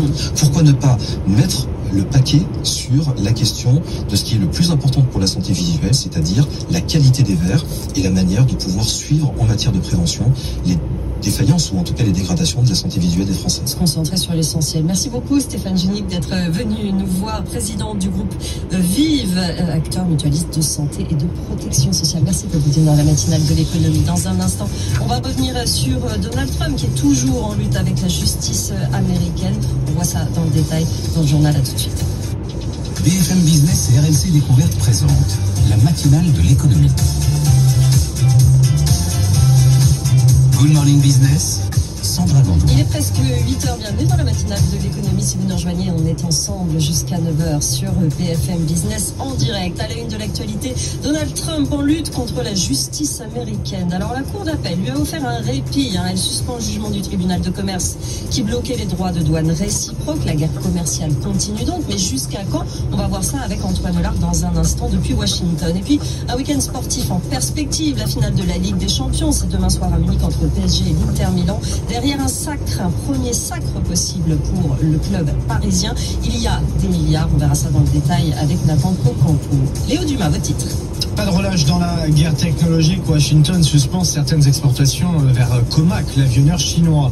Des suspicions d'esclavagisme chez BYD au Brésil. Et puis Suez a trouvé son nouveau patron. Les informations de Mathieu Pechberti dans ce journal. Dans la prochaine heure, on ira aussi à Roland-Garros pour voir ce qui se cache derrière les offres hospitalité du tournoi majeur français. On en parle dans le 3 minutes pour comprendre dans quelques instants avec Eric Chevet, directeur commercial et marketing de Sodexo Live. Et puis on parlera des sciences cognitives appliquées à la formation pour créer des formations selon ses besoins. Sonny, PDG de Didask, sera avec nous dans la French Tech. La matinale de l'économie, c'est parti, soyez les bienvenus. Good Morning Business, le journal. Et donc un sursis pour la guerre commerciale de Donald Trump, Léo. Oui, c'est une petite victoire pour lui. Une cour d'appel vient de rétablir les droits de douane tout juste annulés la veille par le tribunal de commerce international des États-Unis. Alors Antoine Hollard, on vous retrouve à Washington pour BFM Business. Les taxes sont donc maintenues le temps que l'appel soit jugé sur le fond. Mais le programme commercial de Donald Trump reste menacé. Oui, le bras de fer avec la justice n'est pas encore terminé, mais Trump a gagné un répit. Pour le moment, les droits de douane sont maintenus. Ils resteront en place jusqu'à ce que la Cour d'appel se prononce sur le fond. En attendant, le président américain est toujours autorisé à mener sa guerre commerciale. Alors le répit sera peut-être de courte durée. Comme s'il anticipait une défaite en appel, Trump évoque déjà la possibilité d'un recours devant la Cour suprême. Dans une très longue diatribe sur son réseau social, le président américain explique que ce sera le seul moyen de mettre fin aux attaques de juges gauchistes. Il faut rappeler que la Cour suprême est dominée par des juges très conservateurs et très favorables à Donald Trump. Le président américain, en tout cas, est déterminé à aller jusqu'au bout. Ces droits de douane sont un enjeu fondamental pour lui. C'est d'abord une arme diplomatique dans son bras de fer avec la Chine ou l'Europe.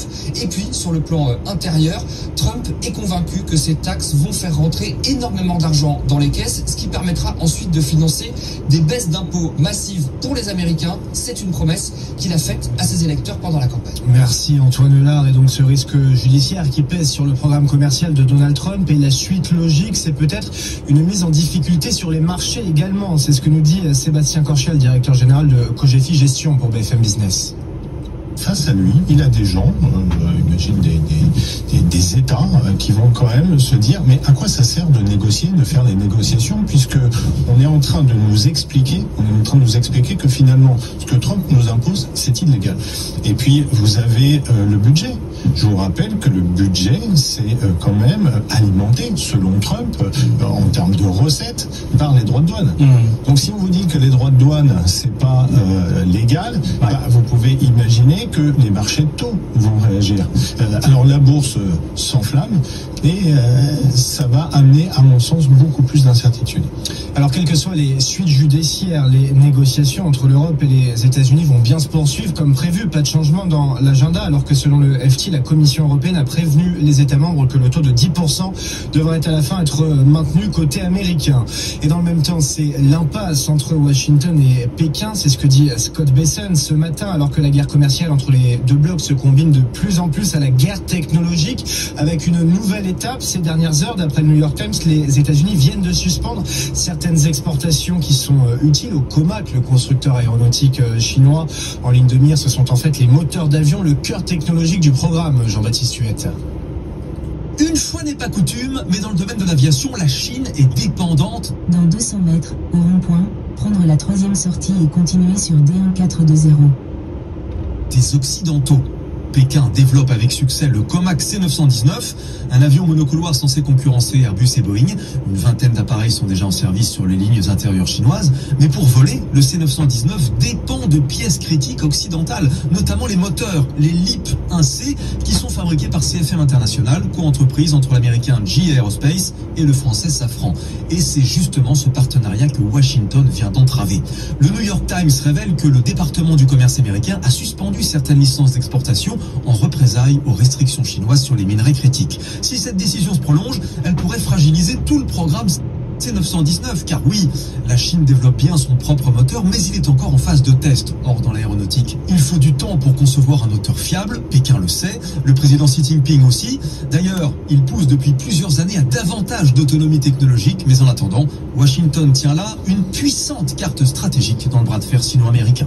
Dans le secteur du côté de Boeing, le patron espère augmenter considérablement les cadences de production du 737 MAX. Il attend l'approbation des autorités américaines, peut-être en milieu d'année, selon lui, ce qui serait plus vite qu'attendu, de quoi soutenir le titre Boeing hier à Wall Street en hausse de plus de 3% à la clôture. Le chinois BYD en pleine tempête au Brésil, Léo. Oui, le constructeur et deux de ses sous-traitants sont visés par une plainte pour trafic international d'êtres humains. C'est le ministère public du Travail de l'État de Bahia qui porte ses soupçons après des inspections qui ont permis, selon lui, de secourir 220 ouvriers chinois. Ils travaillaient dans des conditions semblables à de l'esclavage sur la construction d'une usine BYD près de Salvador. Une information BFM Business ce matin, Suez tient son nouveau patron. Oui, c'est l'actuel directeur financier d'EDF, Xavier Gir, qui a été choisi par les 3 actionnaires du spécialiste de l'eau et des déchets.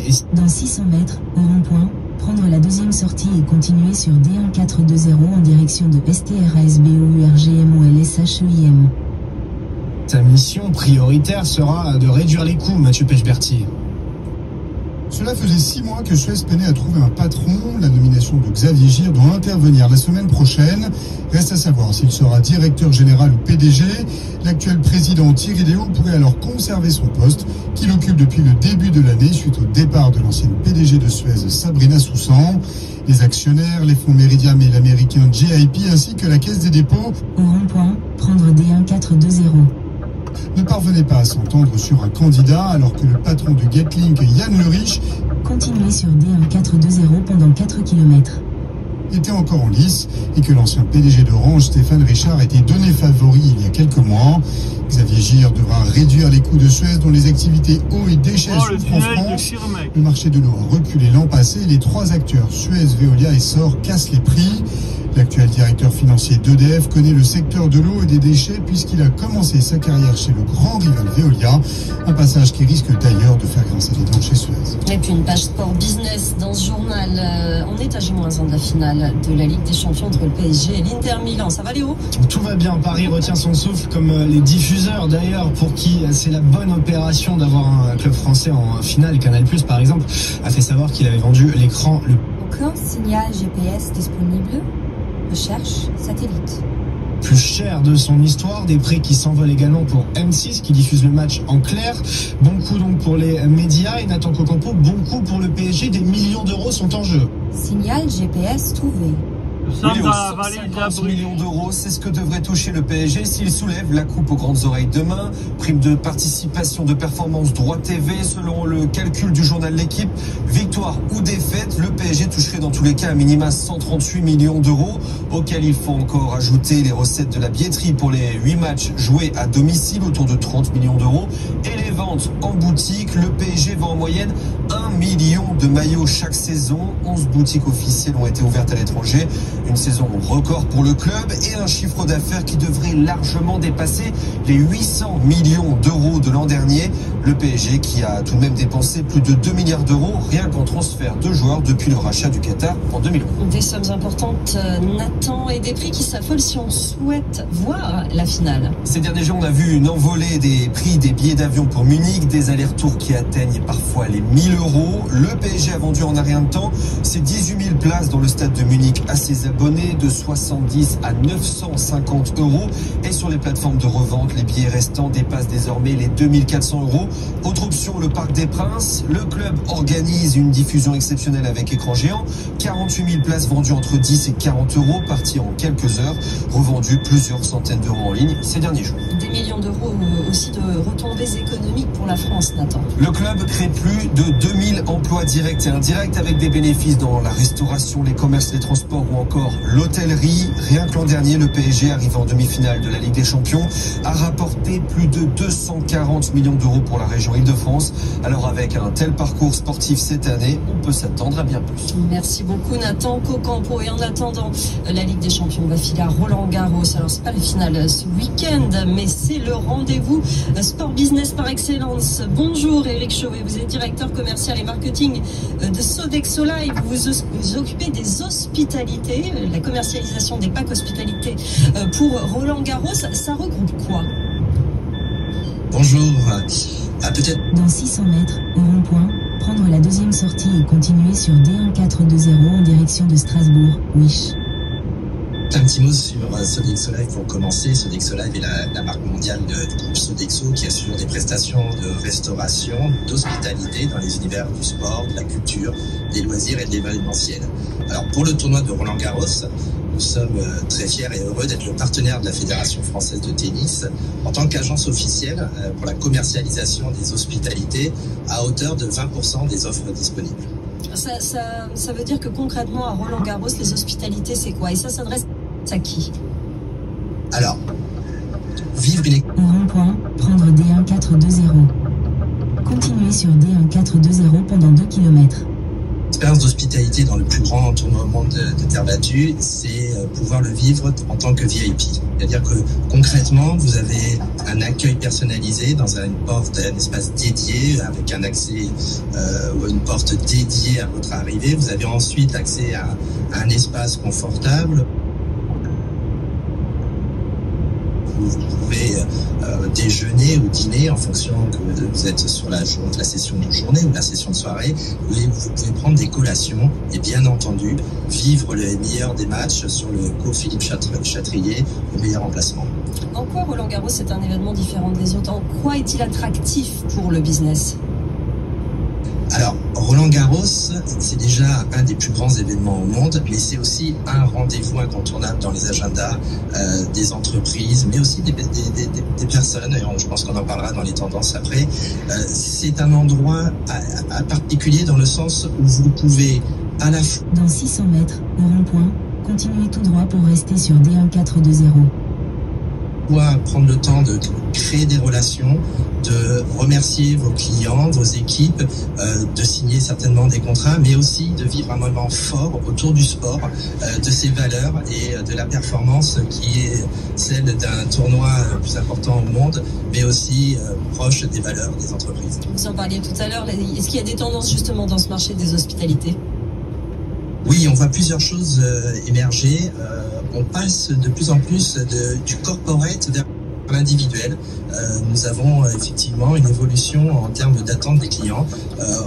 Il y a toujours des entreprises qui recherchent ces typologies d'offres, mais aussi de plus en plus de clients individuels qui veulent vivre des expériences dans des situations plus confortables et plus expérientielles. On a aussi une internationalisation.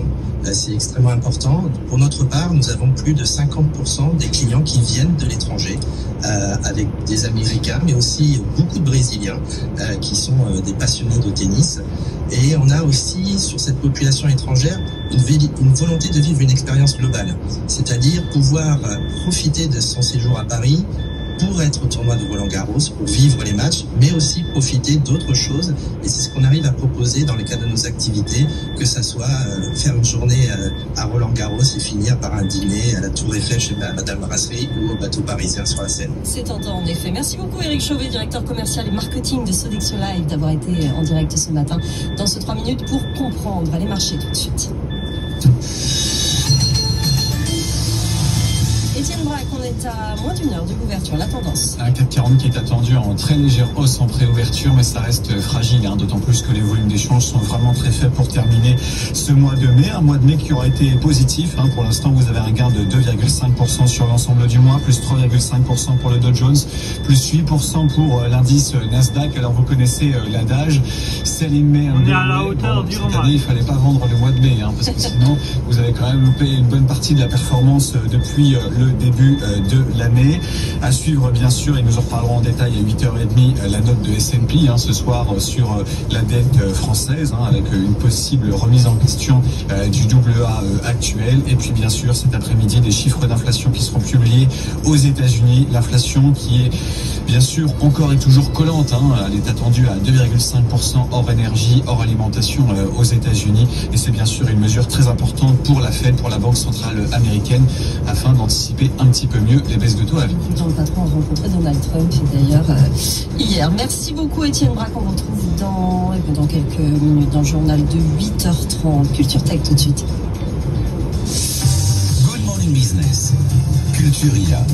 Anthony Morel, vous nous parlez d'un événement sportif complètement fou qui va avoir lieu en mai prochain, des Jeux Olympiques où le dopage ne sera pas interdit, où il sera même encouragé. Oui, c'est ça, c'est très sérieux. Le nom de cette compétition dont la première édition va avoir lieu, ça a été confirmé en mai prochain à Las Vegas. Ce sont les Enhanced Games, les Jeux augmentés, jeux améliorés, traduisez ça comme vous voulez. En gros, c'est une compétition multidisciplinaire, donc qui est un peu calquée sur les JO, même s'il y aura un petit peu moins d'épreuves.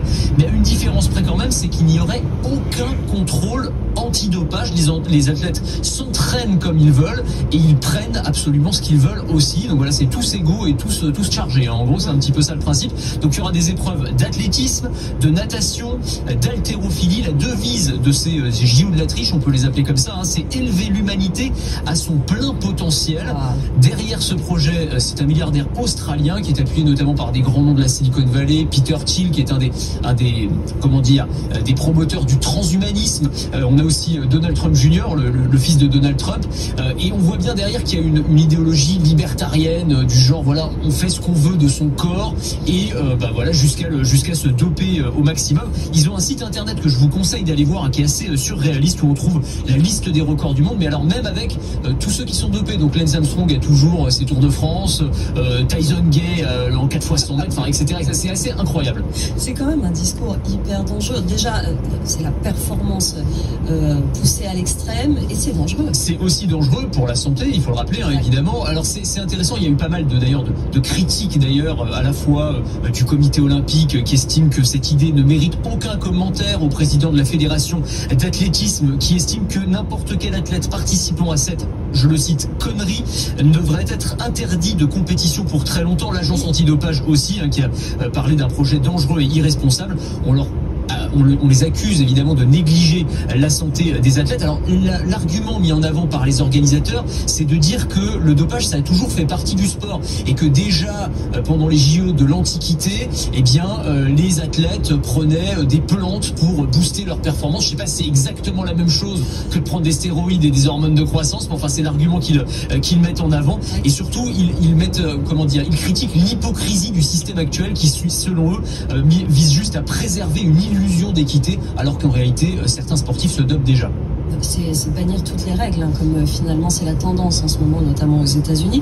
Est-ce qu'il y a des athlètes qui vont participer à ça? Alors ça en intéresse un certain nombre. Il y a plusieurs centaines d'athlètes qui auraient déjà fait part de leur intérêt, parce qu'à la clé de l'événement, il y a aussi des très très gros chèques. C'est aussi ça l'intérêt dans des sports qui sont pas toujours hyper bien rémunérés. En athlétisme par exemple, $1 million par record du monde battu, quel que soit le niveau de dopage, je le rappelle, parmi les athlètes. Non mais c'est lunaire, c'est vraiment lunaire, mais ça va avoir lieu en mai prochain. On suivra ça, on verra ce que ça donne. Le nageur australien James Magnussen, par exemple, double champion du monde et vice-champion olympique de 100 mètres nage libre, qui va sortir de sa retraite pour tenter de battre des records. Et lui, il a déjà assumé complètement. Il a dit, je le cite, qu'il était prêt à se doper jusqu'au branchi. Voilà. Je sais pas s'il va se faire greffer des palmes, c'est l'étape d'après. On verra ça, on suivra ça. Ce sera dans un an, mai 2026, effectivement, aux États-Unis. Dans un instant, la French Tech. On va parler de e-learning fondé sur les sciences cognitives. À tout de suite. Good Morning Business, French Tech. la French Tech. On a déjà commencé à parler de ce sujet de la formation, un sujet passionnant. C'est Sonny qui est avec nous, cofondateur et PDG de Didask. Bonjour. Merci d'être avec nous. Didask, ça existe depuis 2017. C'est du e-learning fondé sur les sciences cognitives. Dans 600 mètres, au rond-point, prendre la deuxième sortie et continuer sur D1420 en direction de Strasbourg, Grèzwiller. Est-ce que vous pouvez nous expliquer ce que vous faites concrètement ? Oui, alors on propose en fait une plateforme e-learning pour des entreprises qui leur permet de créer leur propre formation e-learning sur leurs connaissances internes à destination de leurs employés, avec pour particularité qu'on propose en fait dans la plateforme un assistant pédagogique intégré qui est basé sur l'IA et sur les sciences cognitives pour aider nos clients en fait à créer des formations qui soient vraiment efficaces, tout simplement, qui permettent aux collaborateurs de vraiment mémoriser, retenir, être capables d'appliquer ce qu'ils sont au rond-point, prendre D1420. Avoir appris dans leur quotidien professionnel. Alors expliquez-nous un petit peu comment ça fonctionne. Quand je pense e-learning et intelligence artificielle, moi je pense à tout ce qui est apprentissage. Continuez sur D1420 pendant 7 km.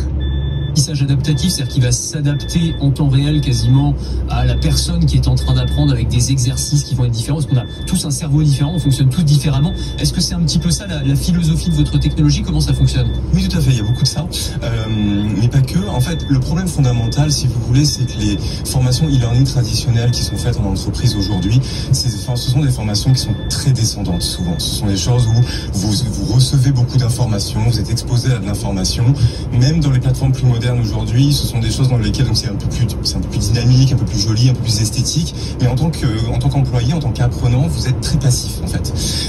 Si je caricature, vous cliquez un peu sur suivant, jusqu'à arriver à un quiz un peu simpliste.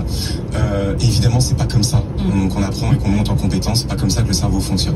Donc, ce qu'on fait chez Didask, c'est qu'on permet en fait aux entreprises de mettre leurs connaissances, leur contenu brut, et à partir de ça, notre assistant pédagogique IA en fait va le transformer effectivement en une expérience e-learning beaucoup plus profonde et complète, qui va beaucoup mieux respecter le fonctionnement du cerveau. Je vous donne quelques exemples. C'est des formations qui vont être par exemple beaucoup plus découpées, où on va éliminer un peu toutes les surcharges d'informations un peu inutiles pour éviter en fait les phénomènes de surcharge cognitive. Ce sont des expériences dans lesquelles à chaque fois qu'on vous explique quelque chose, on vous propose des exercices d'application effectivement concrets aussi qui reflètent les situations que vous vivez vraiment vous en tant qu'employé, et où vous pouvez faire vos erreurs, vous tromper. Au moment où vous trompez, vous allez recevoir des explications et des feedbacks qui vont vous permettre de réajuster vos représentations mentales, et jusqu'à arriver à des exercices plus complexes dans lesquels on va même vous demander de produire des choses, et là l'assistant IA va venir pour vous faire des retours personnalisés sur vos productions. Donc en fait c'est de la vraie formation, pas juste de l'e-learning un peu de saupoudrage, sauf que ça permet de former efficacement mais à l'échelle, parce que c'est bien ça la problématique des entreprises. C'est intéressant d'un point de vue business, puisque vous avez créé Didask il y a longtemps, il y a en 2017, mais il a fallu attendre l'arrivée de l'intelligence artificielle justement pour adapter ce modèle de formation réellement à ce que vous vouliez, que ça aille plus vite. C'est quand même très intéressant d'attendre si longtemps et de se trouver à un certain moment comme ça. Oui, c'est intéressant parce qu'en fait c'est vrai que quand on a lancé Didask, on avait déjà l'objectif de vouloir créer en fait cette plateforme qui permettrait aux gens de se former efficacement, et donc on a passé des années nous en fait en tant que chercheurs et ingénieurs pédagogiques à essayer d'appliquer les résultats de la recherche pour créer des formations e-learning efficaces. Et en 2020 on réussit à lancer la première version d'une plateforme qui permet aux clients de faire eux-mêmes, sauf qu'on n'avait pas l'IA. Donc c'était un processus que... Radar mobile à 1000 mètres. Vous deviez suivre pas à pas, qui permettait de produire un super résultat, mais qui était très lourd. Ouais. Ça prenait beaucoup de temps de réussir à créer. Et l'IA générative, nous, quand elle est arrivée, on a su tout de suite comment l'exploiter, parce que ça faisait des années qu'on faisait ces travaux de recherche et développement, et donc on sait la guider, si vous voulez, avec notre expertise d'ingénierie pédagogique, pour permettre de faire en sorte qu'aujourd'hui, c'est extrêmement rapide de créer ces formations là de ce niveau de qualité. Radar mobile à 500 mètres. Mais du coup, vous vous basez sur des briques d'IA générative déjà existantes, j'imagine, donc c'est du ChatGPT, du Gemini. Comment est-ce que vous garantissez la confidentialité des données? Parce qu'en gros, si j'ai bien compris votre modèle, c'est moi en tant qu'entreprise, j'entre plein d'informations de mon entreprise pour pouvoir créer la forme. Radar mobile à 100 mètres. Formation adéquate, mais après ces données, elles vont... Oui, tout à fait, c'est une bonne question. Tous nos clients s'en préoccupent. On a beaucoup de clients aujourd'hui, dont on travaille avec le ministère des Armées, on travaille avec General Electric. électrique, donc voilà, donc que des sociétés dont vous imaginez, comme vous pouvez imaginer, qui se préoccupent beaucoup de ces sujets-là. On garantit évidemment complètement la confidentialité des données, donc tous les espaces de nos clients sont sécurisés et segmentés les uns par rapport aux autres, donc protégés les uns des autres, et on a la garantie que toutes les données qui sont envoyées pour pouvoir créer ces formations et former les collaborateurs ne sont jamais utilisées pour entraîner les modèles d'IA eux-mêmes. Alors vous avez 200 clients environ, des grands groupes, des organismes de formation, et vous levez 10 millions d'euros. Le but, c'est de vous étendre en Europe? Oui, tout à fait. En fait, en Europe et à terme dans le monde, on espère, parce que tout simplement, on pense que le problème auquel on s'attaque, il est mondial. Oui. Encore une fois, le problème de la formation efficace à l'échelle, dans la vie professionnelle, c'est énorme. Et donc, oui, l'idée, c'est de s'étendre à l'international, et ça commence en fait par aller un cran plus loin aussi dans ce qu'on est capable de faire avec notre technologie aujourd'hui. Aujourd'hui, on permet de créer des formations e-learning qui sont efficaces, mais la formation e-learning, c'est ce qu'on appelle la formation formelle. Ça permet de traiter les moments où vous avez le temps en tant qu'employé d'aller passer ne serait-ce que 1-2 heures à aller vous former. Mais le problème, c'est que la réalité du travail en entreprise, c'est pas que ça. Malheureusement, on a rarement beaucoup de temps. Et en fait, les opportunités d'apprentissage, elles apparaissent dans le quotidien. Dans 600 mètres, tournez légèrement à droite. Professionnel. C'est pendant que vous travaillez souvent que vous faites les erreurs, où vous aurez besoin d'explications, de feedback, où il vous manque une connaissance à un moment T avant un rendez-vous. Et donc là, aujourd'hui, en fait, grâce à ces fonds, on va pouvoir en fait proposer une nouvelle fonctionnalité qui est un assistant IA d'apprentissage que les collaborateurs vont pouvoir utiliser au quotidien, au moment où il leur manque une connaissance de l'entreprise. Tournez légèrement à droite. Pour réaliser une tâche, ils vont pouvoir lui poser la question.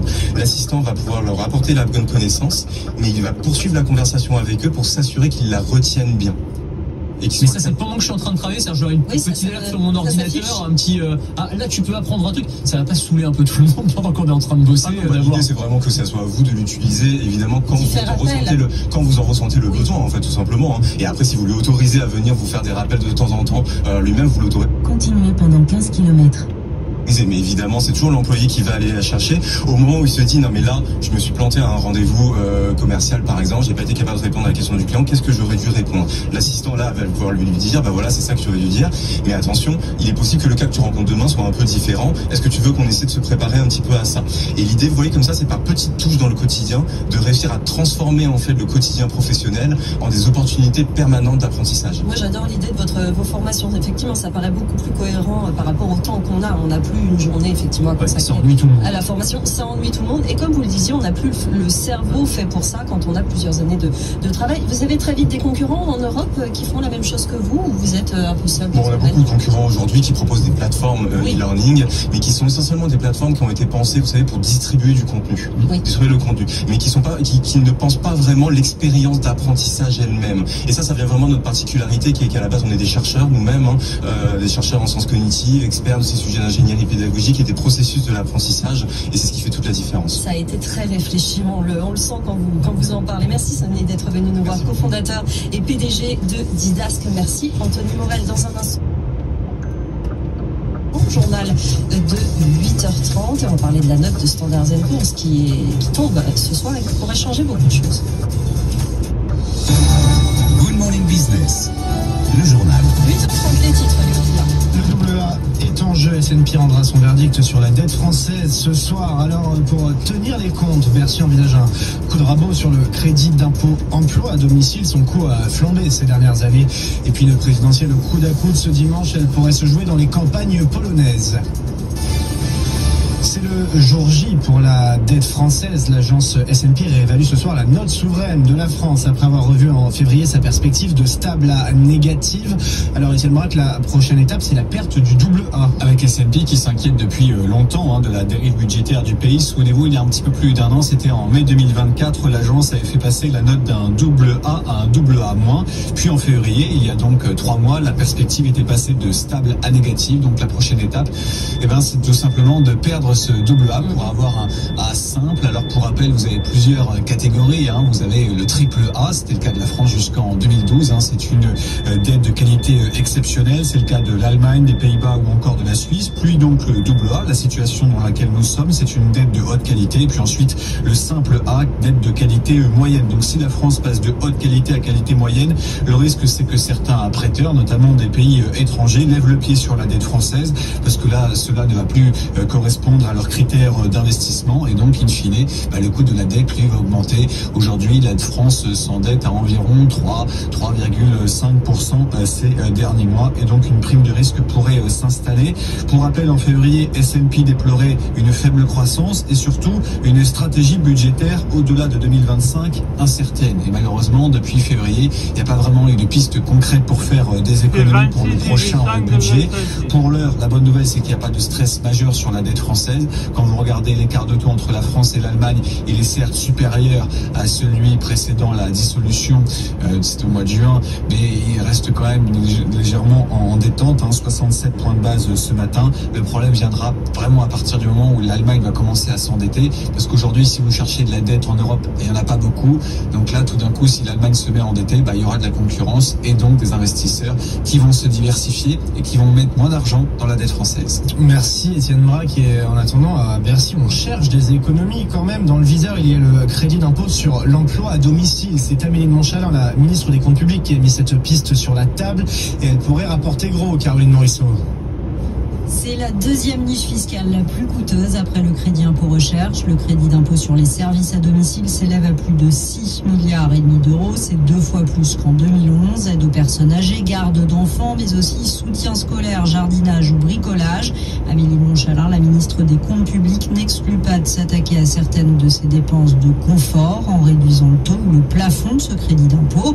Un sujet politiquement sensible. Près de 4,5 millions de Français bénéficient de cet avantage fiscal. Et pour les employeurs du secteur, s'y attaquer risque de détruire des emplois et favoriser le travail au noir, un argument contesté par la Cour des comptes.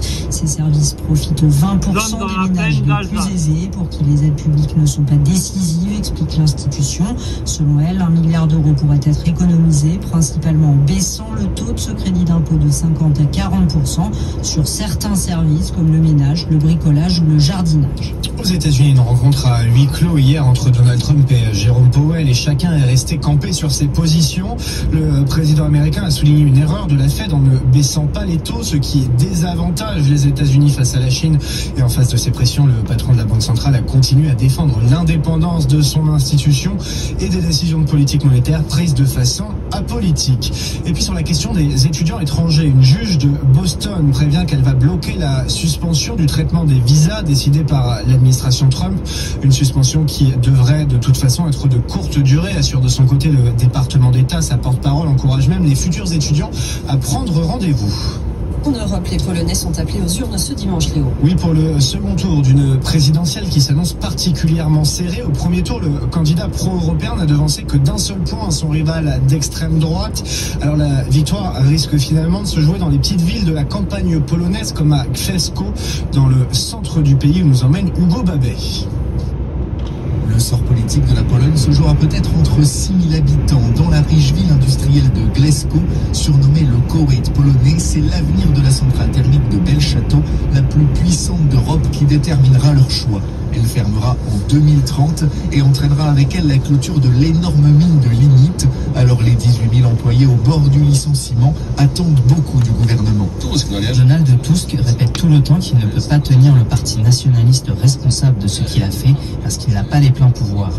Qu'il ait les pleins pouvoirs et qu'il montre qu'il met de l'ordre. C'est pour ça que je vote Trzaskowski. Mais au-delà de leur survie économique, les habitants de cette ville justifient de plus en plus leur vote par un nationalisme décomplexé. Le candidat opposé à l'avortement, aux migrants et aux droits LGBT a fait son meilleur score national dans cette ville. Je pense que Rafał Trzaskowski veut introduire ici des immigrants illégaux, et je suis d'avis qu'il vaut mieux que la Pologne reste la Pologne. Et peu importe si la fermeture de la centrale à charbon a été décidée par l'ancienne majorité nationaliste, seul espoir pour les habitants que le nouvel exécutif valide la création ici d'une centrale nucléaire. Et pour finir, en Europe, on fête aussi un anniversaire, celui de l'ESA, l'Agence spatiale européenne, 50 ans aujourd'hui. Anniversaire qui met en lumière un paradoxe. L'Europe spatiale est passée de pionnière à retardataire. Alors, face à la montée en puissance du New Space, il s'agit pour l'ESA de se réinventer, Jean-Baptiste Huette. 50 ans, l'âge de la célébration et de l'introspection. Car si l'ESA a été l'un des précurseurs du spatial mondial, pionnière dans les satellites d'observation, les sondes interplanétaires, la coopération scientifique, elle a perdu du terrain notamment dans les lanceurs avec la dynastie Ariane, fierté européenne. Mais aujourd'hui, dépassée. Ces 15 dernières années, les États-Unis, la Chine, l'Inde ont pris une longueur d'avance avec des programmes plus rapides, moins chers, plus compétitifs. Longtemps perçus comme une institution rigide, freinée par la logique du retour géographique, cette règle qui répartit les contrats entre pays membres, l'ESA a eu du mal à se transformer. Un budget modeste, 8 milliards d'euros par an à comparer aux 25 milliards de la NASA, et en face, un New Space mondial en pleine explosion porté par des capitaux privés. Bref, la compétition est devenue plus économique que technologique. Alors oui, ces dernières années, l'ESA a entamé sa mue, plus business-friendly, ouverte aux startups, réactive, logique industrielle, mais le retard est là, notamment dans la bataille des constellations. Starlink, Kuiper, Guowang. Dans 3 km, prendre la sortie 7 vers Geisполsheim. L'Europe tente de réagir avec le projet Iris Carré, mais là encore, le tempo est dicté ailleurs. Les marchés tout de suite. Étienne Braque à 20 minutes de l'ouverture. Quasi stable pour le CAC 40 pour cette dernière séance du mois de mai. Un mois de mai qui est positif pour l'instant, plus 2,5% sur l'ensemble du mois. À noter que hier soir c'était poussif du côté des États-Unis. Souvenez-vous, hier matin, après donc cette décision de justice qui a mis en pause les droits de douane, on avait des indices américains, européens qui étaient bien partis. Puis finalement, hier soir, c'était quasiment stable avec donc la Cour d'appel fédérale aux États-Unis qui a temporairement rétabli les droits de douane. Visibilité qui est toujours très faible sur ces droits de douane et encore plus faible pour les entreprises. Hier, Gap a perdu 15% après bourse, après avoir revu ses perspectives pour cette année à cause de ces droits de douane. Idem pour la chaîne Best Buy qui était en baisse de plus de 7% quand le fabricant HP a également clôturé sur une baisse de 7% après avoir revu à la baisse ses prévisions à cause de ces droits de douane. Et donc les droits de douane qui restent encore et toujours au cœur de l'actualité des marchés donc qui sont attendus quasiment stables tout à l'heure à l'ouverture de la bourse de Paris et bien sûr à suivre ce soir. Radar fixe à 1000 mètres. S&P et le verdict sur la dette française avec un 10 ans français qui se détend ce matin. Ça c'est une bonne nouvelle. Des investisseurs qui vendent le marché action pour se réfugier sur la dette en attendant d'y voir un petit peu plus clair et un 10 ans français qui est à 3,2%. Merci Étienne Braque. On va suivre ça évidemment sur BFM Business. Dans un instant, le Morning Retail avec les pages. Radar fixe à 500 mètres. Le débat tout de suite. Dans 600 mètres, prendre la sortie 7 vers Geisполsheim. Good Morning Business, Morning Retail. Avec Eva Jacquot, on parle cosmétique ce matin avec une acquisition aux États-Unis pour $1 milliard. Elf Beauty, mais là, radar fixe à 100 mètres. Sur Rhodes, c'est la marque créée par la femme de Justin Bieber. Prendre la sortie 7, puis prendre la bretelle vers M353. Et les Bieber. Elf Beauty compte sur ce rachat pour se relancer. Eva. Oui, parce que ça va pas très fort en ce moment pour Elf Beauty, l'entreprise américaine de cosmétiques née en ligne dans les années 2000 et pourtant très populaire aux États-Unis, très suivie notamment sur les réseaux sociaux, 8 millions de personnes. Prendre la bretelle vers M353. Personnes la suivent sur Instagram. Ce sont des produits de maquillage, de soins pour la peau. Continuez sur M353 pendant 3 km. Dans 3 km, prendre la sortie M83 en direction de Erstein, Fegersheim.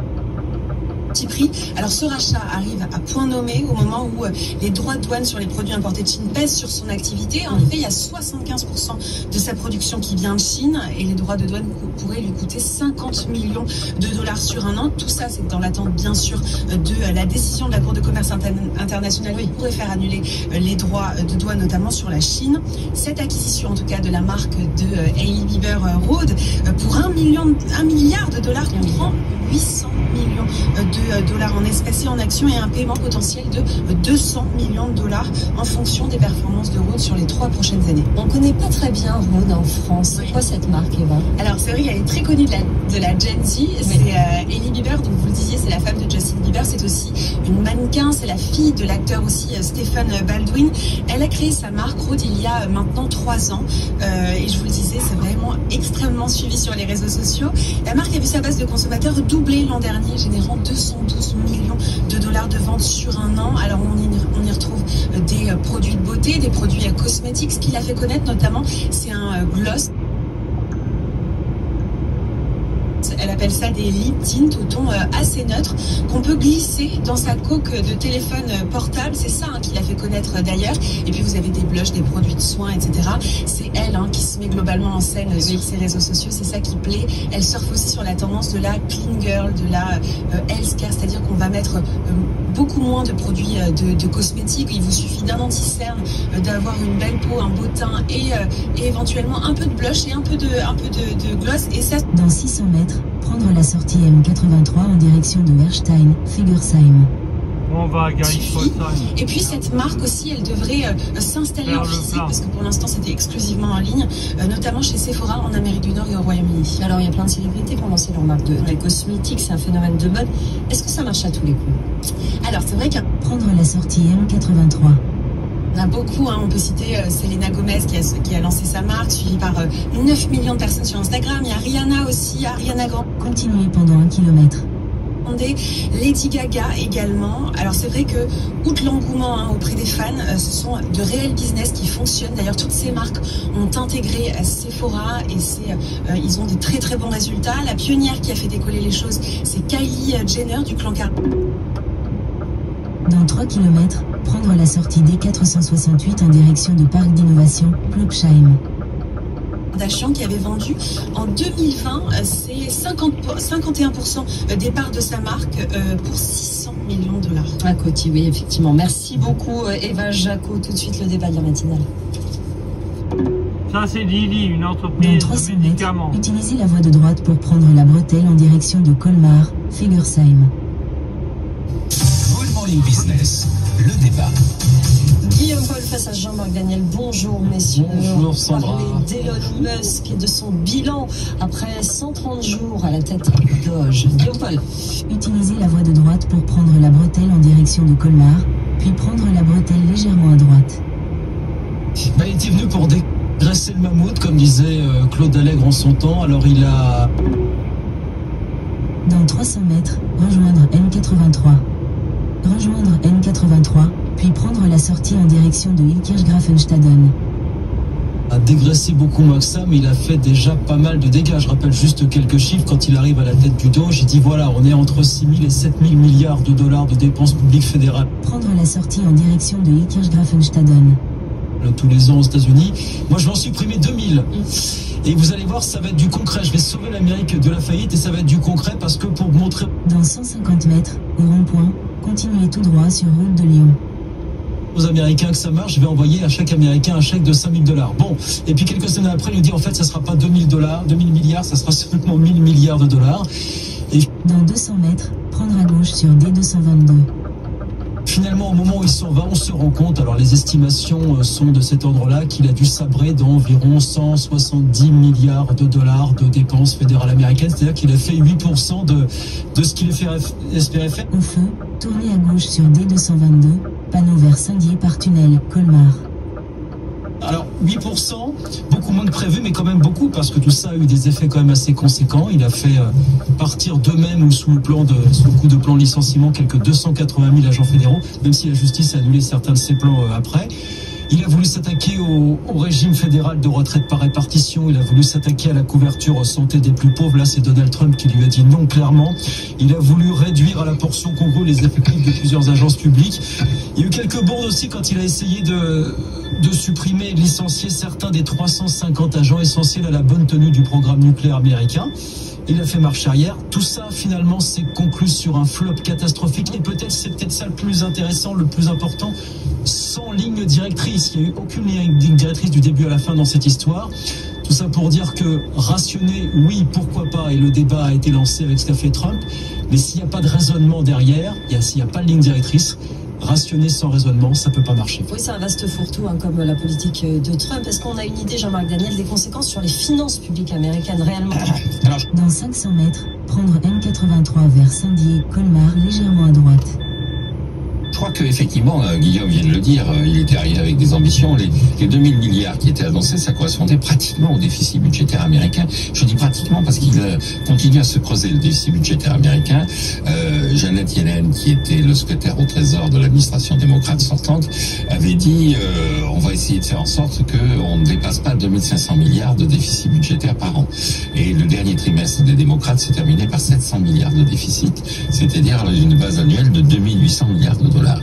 Alors la situation s'est un peu améliorée parce qu'il y a eu des rentrées fiscales. Prendre N83 légèrement à droite, puis rejoindre N83.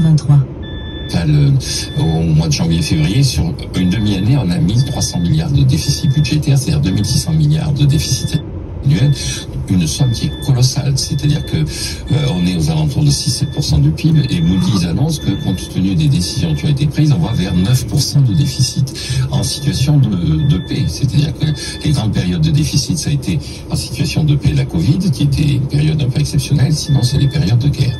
Et donc le deuxième élément qui avait été mis en place avait été de constater que ce déficit budgétaire maintient un niveau de vie des Américains qui est au-delà de leur capacité productive. Dans 150 mètres, au rond-point, prendre la 4e sortie et continuer sur D222 en direction de Fegersheim-Ilkirchgraf.